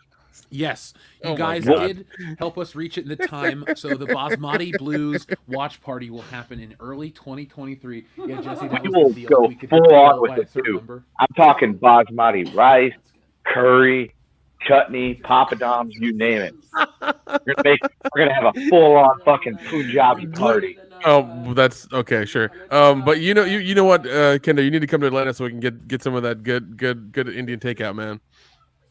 Is that I'm euphemism for sex? I don't know. I'm talking about food, Jeff. Get your mind out of the gutter. A good. Well, shit. Fuck me then. So, guys, we did it. Let's pick some numbers. Here's a fun one. Who's that Pokemon? It's Dead. Classic. That is a classic. It's horrible, but it's a classic. Since we're talking about the Pokemons. Who's that Pokemon? Oh, It's Uncle Ben. With Toby crying at the end. Even better. That makes Even it. better. That makes it. I love it so much. Now, yeah, we have one more button to press. Andrew, did you pick a number? Would you pick a number? I did not, but I shall. Let's go with 62. 62. Where are we at? Oh my gosh! Unbelievable! Oh my God! It's damn true. Perk What angle drinking just milk hits done? differently. Guys, I realized I didn't delete some of these buttons, so now we don't have to have that crazy asshole here. Now, what do you want to say before we go? Is there any kind of Christmas message you would like to send the audience? Any kind of well wishes you'd like to send the audience before we put this baby to bed? I'd No, like to I'm just talking to thank him on everybody. Thursday. Oh, sorry. Go ahead. No, I was gonna say no, because I'll be talking to all of them again on Thursday. So stay Yes, alive folks, for join 2 us. days. Yeah, Oh, folks, join us jeez. on episode 337 this Thursday night, 8:30 p.m. Eastern Standard Time. It's our last episode before Christmas. It's going to be live, and then basically after the show, I'm going to jump on a plane and pray to God I can make it to Cincinnati before the blizzard destroys the Midwest. So Yeah. wish me luck. I'll keep you guys updated on everything. Andrew, anything you'd like to say to the audience before we go? I just want to say you guys have been freaking phenomenal tonight.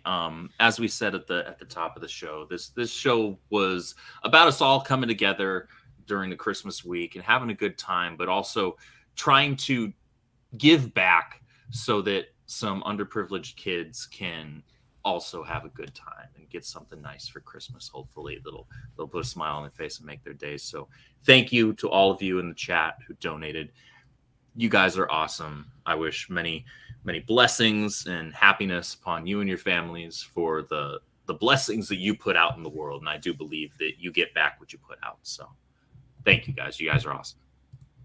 You are wonderful, folks. Thank you for everything. You guys are always here hanging out with us on the shows. But tonight was special. Tonight was different. Everyone came together, had some fun, did a little good. And I just want to thank everybody who was a part of that. Now, Darian217, I did see your message. So, yes, of course, you can see this again. If it wants to look.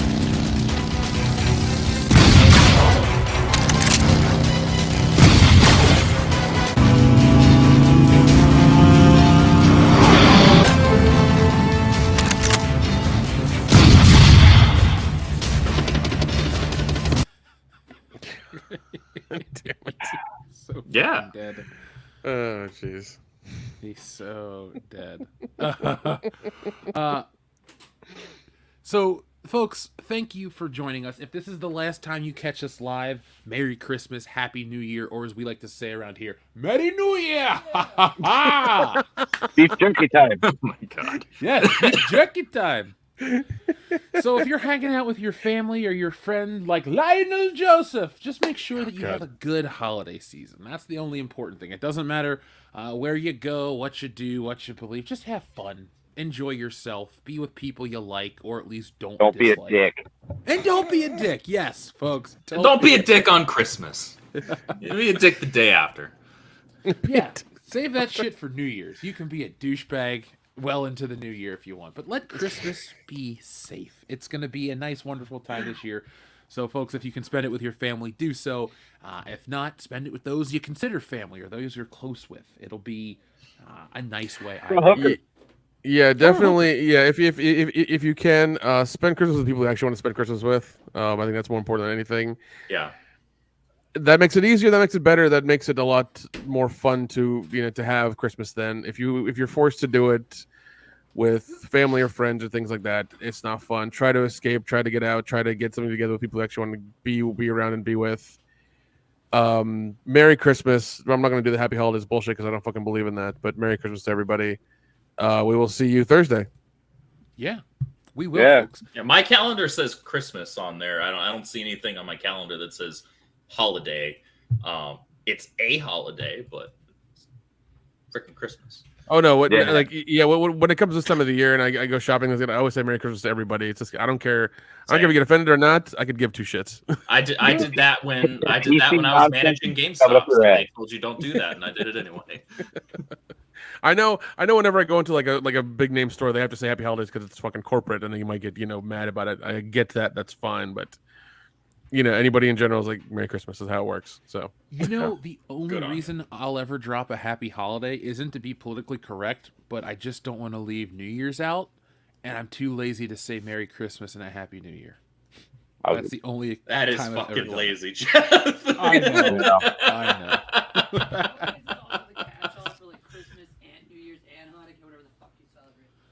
It is a catch-all. Like the theme of tonight's show, I guess, was gotta catch them all. Catch all the episodes. Catch everything we've ever done. Folks, catch the replays that we do every once in a while. Those are a lot of fun as well. So, to all of our new listeners, thank you very much. We've been growing a lot. We're more than halfway to 176 now, so that's exciting. Hey, that's awesome. That's good to see. Yeah, it's been great. Hopefully the big 200 next year. Oh, dude. I think that's a definitely. Yeah, I'm going to set the sights even higher. I want to end next year double where we are from the end of this year. So I'm just going to go for double. Yeah, it's possible. All right. Look, there's a lot of stuff coming up. We have some new things to talk about and some new exciting projects coming. So, folks, be on the lookout for everything from us. We didn't want to share or promote any of our stuff because tonight, like I said, was about the kids, the Toys for Tots, and everything like that. So come back on Thursday to hear us promote our t-shirts, comic books, and a whole lot more. But until then, folks, be smart, be safe, be cool, but always be excellent to each other. .com. They say all men are created equal, but you look at me and you look at Small Joe, and you can see that statement is not true. See, normally if you go one-on-one with another wrestler, you got a 50-50 chance of winning. but I'm a genetic freak, and I'm not normal. So you got a 25% at best at beating me. And then you add Kurt Angle to the mix, your chances of winning drastically go down. See, the three-way at sacrifice, you got a 33 1/3 chance of winning. But I got a 66 2/3 chance of winning because Kurt Angle knows he can't beat me, and he's not even going to try. So, Samoa Joe, you take your 33 1/3 chance minus my 25% chance, and you got an 8 1/3